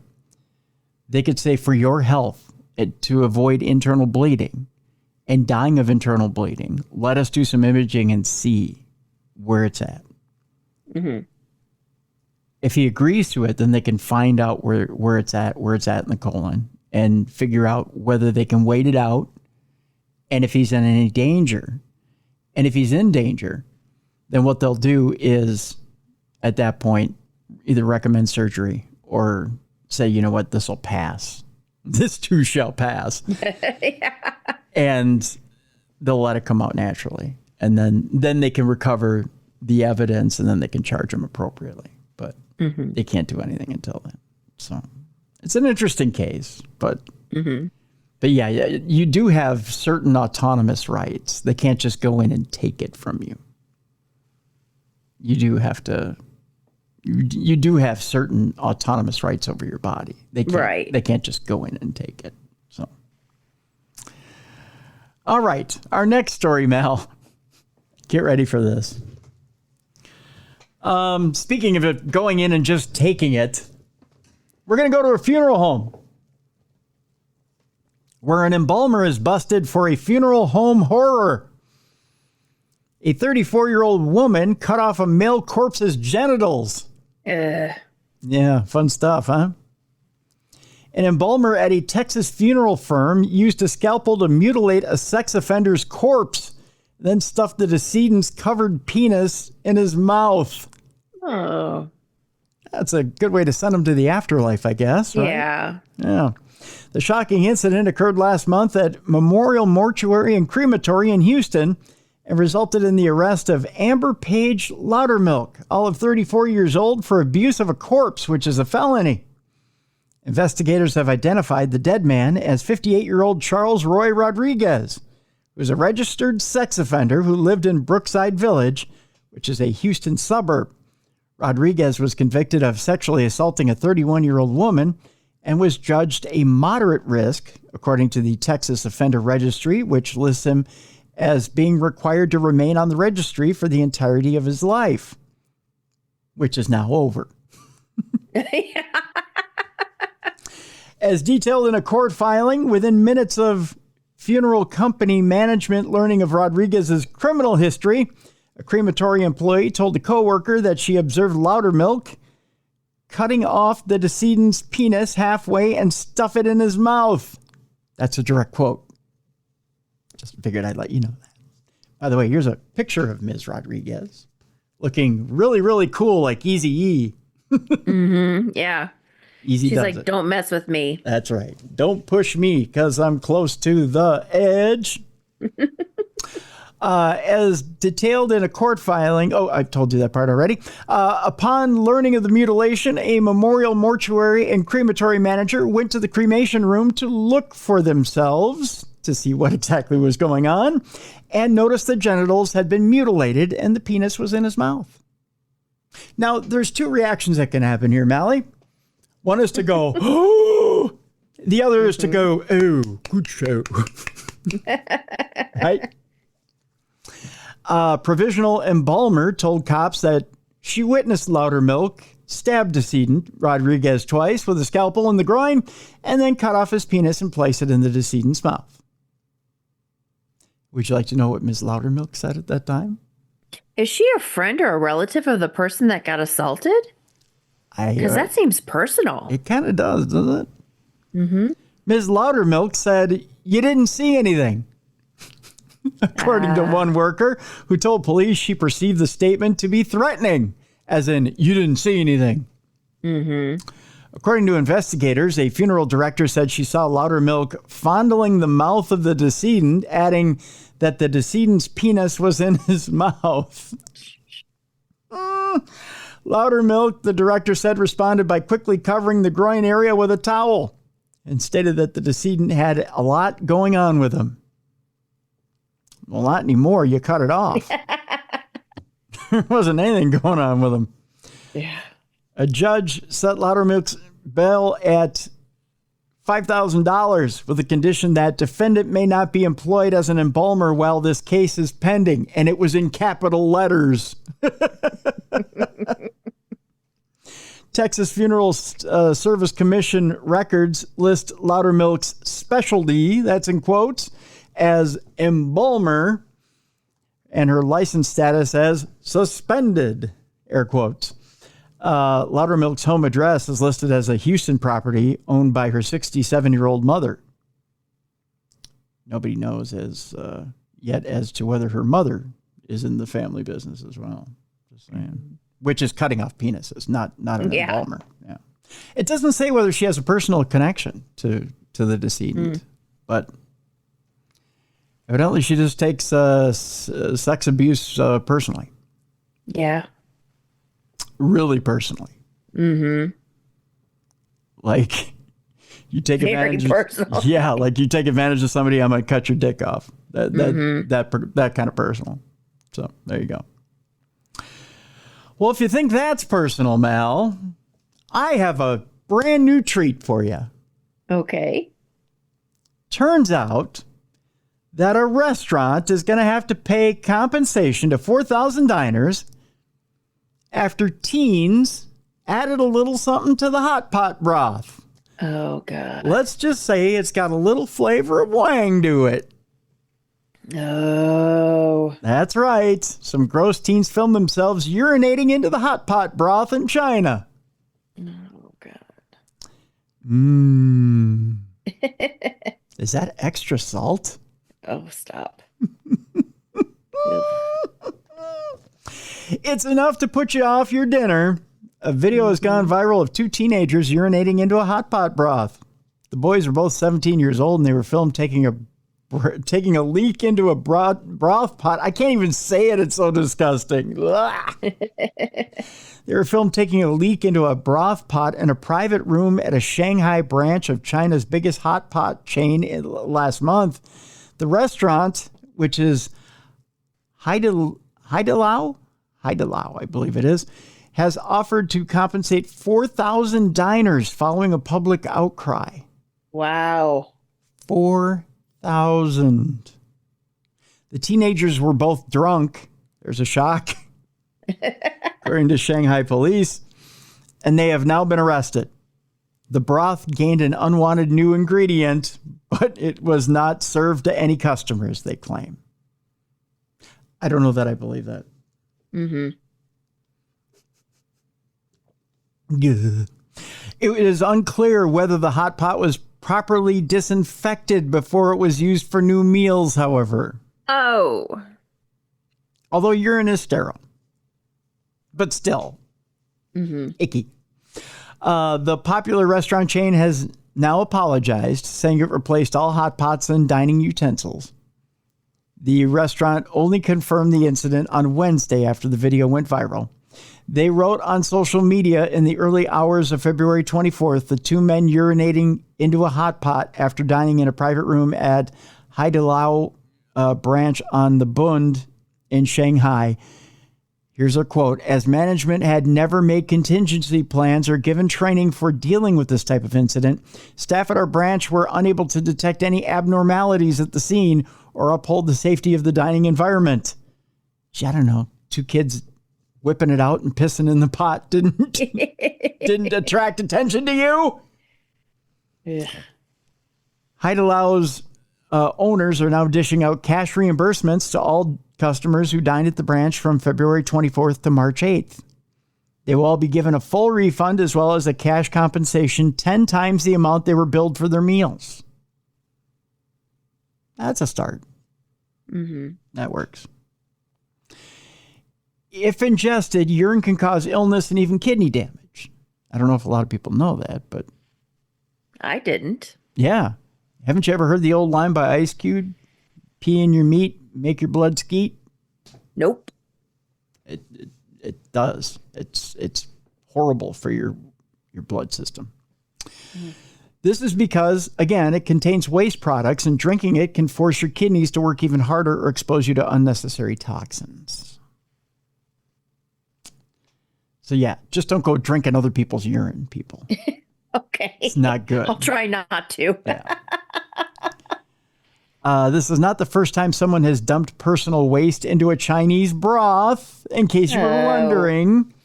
A noodle shop owner in southern China found a man urinating and defecating into some broth in his restaurant. I think we just will not go to China and eat. How does that sound?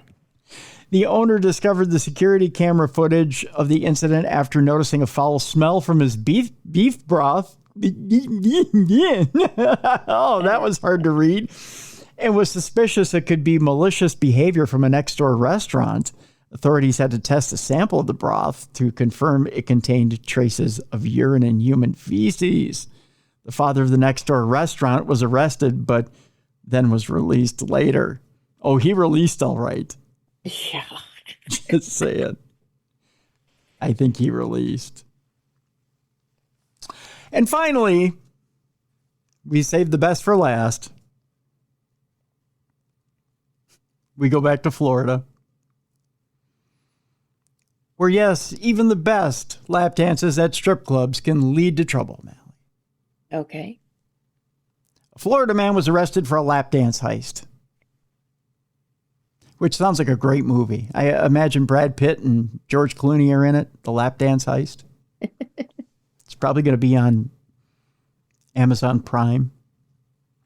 A man has been arrested for a lap dance heist, according to Florida police. According to a criminal complaint, 39-year-old John Elberson was unlawfully obtained the property of another, to wit, lap dances of the value of $160. Sounds like he ran out without paying the bill. Yeah. Yeah.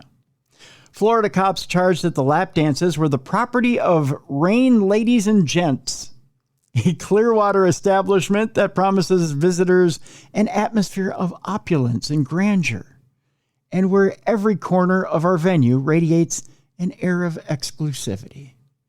That sounds pleasant. Doesn't it? Doesn't that sound wonderful? Yes, yes. By the way, here's the guy who pissed all over our atmosphere of opulence and grandeur right here. There he is. How dare he? Yeah. All this trouble for $160. Yeah, $160 for the lap dances. How dare you? How dare you? Shit in our corner of our venue, which radiates an air of exclusivity. I couldn't even get it out of my mouth. That's what she said. That's what she said as she was giving you a lap dance. Elberson allegedly received several lap dances at around 1:30 a.m. on Tuesday. Who goes and gets a lap dance on a Tuesday? That's what I want to know. Maybe it was lunchtime. It was a buffet. Oh, no, it was 1:30 a.m. on Tuesday. So it's the middle of the night on Monday. Gotcha. Yeah, no buffet. Although I guess maybe, was it the champagne room? Maybe we had too much champagne in the champagne room. I don't know. But when presented with the tab, they had a tab. My, this is classy. Fancy. He didn't have to fork over the 20s. Yeah. He didn't have to slap a fiver in the crack. I'm making the noise. He got a tab. My, how classy. That is a venue that radiates an air of exclusivity. Yes. That they said is. Make him pay in advance. That is an atmosphere of opulence and grandeur, Mally. Mm-hmm. I'll take my tab now for that booty shake, if you would. Mm-hmm. They probably don't have sticky floors. Oh, no. We mop regularly. Thank you. Yes. With a fine pine sol. Yes. Love a fresh scent. Fresh scent pine sol, if you will. Mm-hmm. Not a piney scent, but more of a fresh woodsy scent. Yes. That's pleasing to the olfactory senses, if you will. All right, on with the story.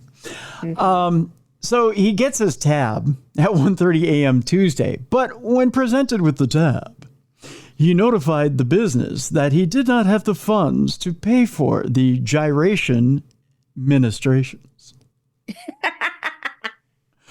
Oh, my good man, so sorry. Was this $160? Oh, I say we negotiate, if we could. He received $160 worth of services, reported Deputy Sarah Lazar, who probably came in and was real happy to have it answer this call. Yes. Who noted that Elberson displayed an indication of alcohol influence. Yes. He definitely had some drinks. Charged with misdemeanor theft, Elberson spent 12 hours in jail before a judge released him on his own recognizance and ordered the Apollo Beach resident to stay away from Rain's opulence and exclusivity. I believe you've been excluded from the exclusivity. Yes. In November, a Pennsylvania man was similarly charged with allegedly stiffing a Rain service provider for $40. So evidently we need to roll back the tab service. Yes. You probably want to think about cash on the barrelhead from here on out. Yeah. So there you go. All right, we have 2 palate cleansers, and then I believe we're done for the day. Here's the deal. Speaking of luxury and opulence, Mally, you can now get a luxurious facial in a jail cell. Oh. Boy, that sounded dirty, didn't it? Yes. Yes. But it's not that kind of facial, if you know what I mean. Although you can get a facial in any jail cell in the nation if you want. Just saying. No, Mally, this is different. This is getting a glow up in an 18th century jail cell. We're talking an actual facial, like a clean facial, like an actual, like a spa facial. A spa facial, yeah. Nomad London's Luxe Facial by Katie England turns a former prison into the ultimate self-care escape. See? Nomad London, a hotel inside the former Bow Street Magistrates Court and Police Station, is now home to one of the most unique spa experiences in the city. A bespoke facial by renowned skin guru Katie England inside what was once a women's prison cell. Huh? That might be kind of cool. Yeah. Look at that. Katie England, famed for her natural facelift. Is it a buckle or buccal massage? I don't know. It's an in-mouth sculpting technique that Vogue-approved beauty insiders swear by. Never had one myself. Just saying. Has set up residency at Nomad London. Her magic hands, I don't know why I paused there, now work their wonders in a space that still bears the original steel prison door, complete with locks, bolts, and a distinct whiff of history. Gosh, I feel like I should be doing a voiceover for this. The walls lined with original subway tiles, the same ones that witnessed scandalous interrogations, whispered confessions, and maybe a few dramatic courtroom outbursts. But today, the only sentencing that happens here, a prescribed dose of deep hydration and lymphatic drainage. What do you think of them? Sounds good. Yeah. Nomad London itself is a grade 2 listed landmark, a place where former criminals were once booked and judged. Now, instead of sentencing petty thieves and revolutionaries, the hotel doles out world-class hospitality, refined dining, and apparently high-end facials in former holding cells. It's all part of Nomad's mission to blend indulgence with transformation, giving guests an experience that's both luxurious and steeped in London's fascinating past. What do you think, Mally? Would you go get a facial in a former cell? I would. I think it's kind of cool. I would rather them repurpose the building than have it, fall apart and be torn down. Yeah. So it says here, it actually, I might actually, if I didn't have so much facial hair, I think I'd do this.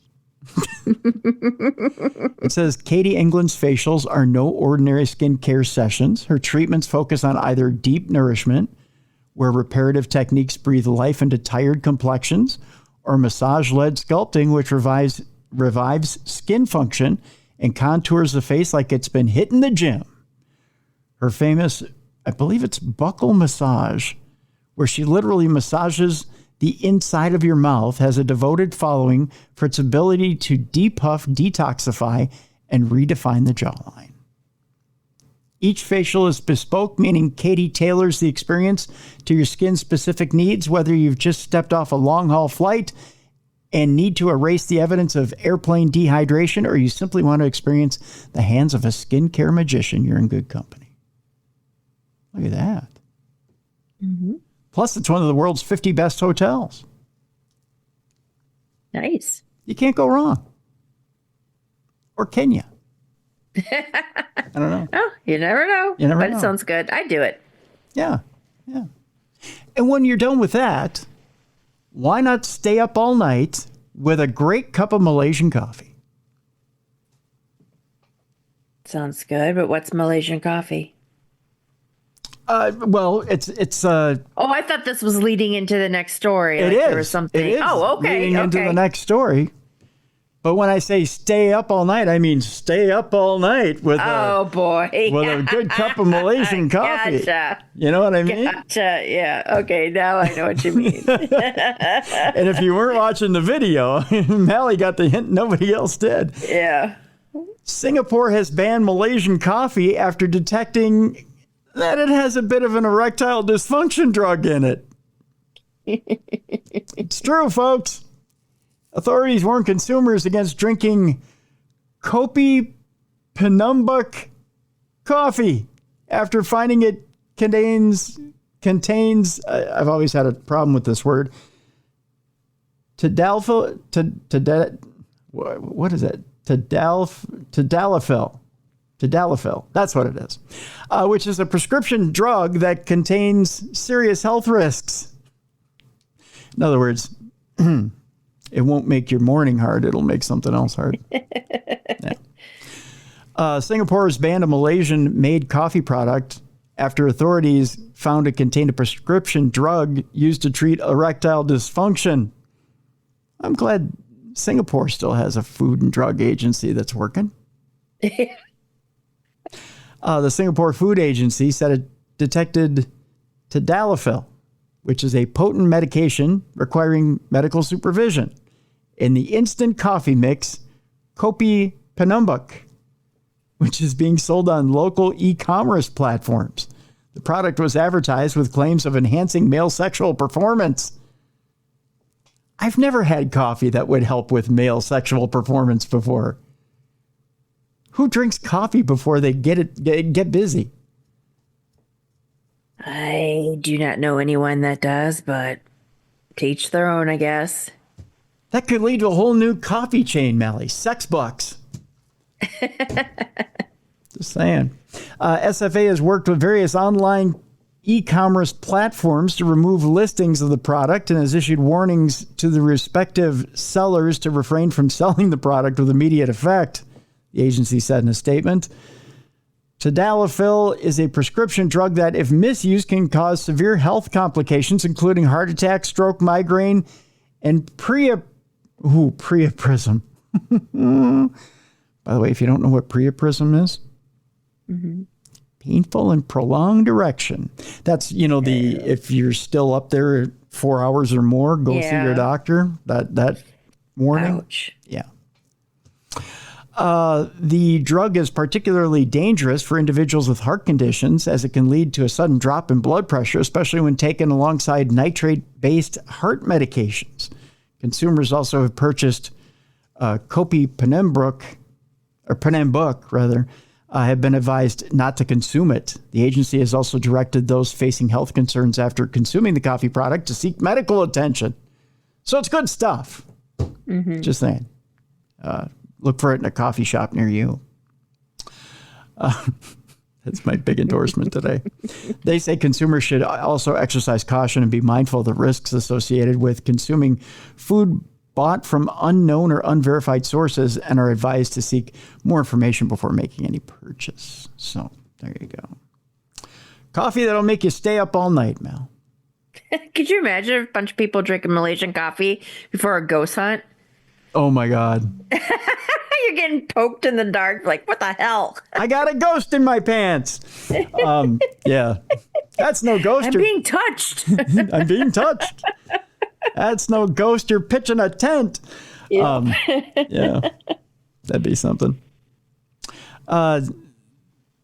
They say in February, a weight loss drink was removed from online platforms after it was found to contain Homicides, which is a laxative that can cause abdominal pain and cramps.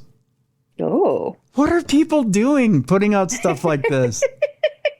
I'll make you lose weight. How about you shit yourself to death? There's some fun. Gee. Oh, boy. All right. Well, tomorrow on the big show, we got supernatural news. That's coming up tomorrow. What's going on with paranormalgirl.com? Not much. Just trying to find some new places to investigate. Right on, right on. Yeah. Right on, right on. Spring is in the air, so yes, it is. Places are a little bit warmer. Oh, yeah. Thank God. Yeah. Yeah. It's pretty cold to sit in a building over winter, that's for sure. Yep. Yeah. What's new with you? What's going on here? Boy, last week, I'll just tell you, between dealing with mom and the AFib stuff, and I've been running back and forth to St. Cloud, training in on a new system at KNSI, and stuff here. It's been a busy week. It was a busy week last week. Oh, you know what? I kind of want to shout out my nephew a little bit. My nephew played in an all-star hockey game this past weekend. And cool. Yeah, he did a really good job. Yeah, he played defense for it was called an All-Star Titans hockey game. But it was North and South Metro, Twin Cities here. So, but yeah, he did an excellent job. He started, believe it or not, which was really cool. So, just really proud of him. So, Gavin Van Cleek, good job, kid. So there you go. Yeah, so tomorrow, supernatural news. And then Thursday, we'll just hint, and we'll tell you tomorrow who our guest is, but we'll just hint that an old friend is coming back with another book, an exciting book, having to do with monsters, ghosts, and demons. So, gonna have a good time on Thursday. Very cool. So that's what's on tap on the big program for this week. I think that's about it. I think that's what we got. So, okay, we'll wrap it up for today. Mal, you'll be back with us tomorrow? Yes. Right on, right on. Jess has the week off. She's up against a book deadline this week. So. Oh. Yeah, she's working on another book. So, but we've got her. We'll have her back next week. So there you go. So, for Mally Fox, I'm Tim Dennis. Thank you so much for listening and watching. The best in true crime podcasting. We'll see you tomorrow for supernatural news. And thank you for tuning in today to True Crime Tuesday.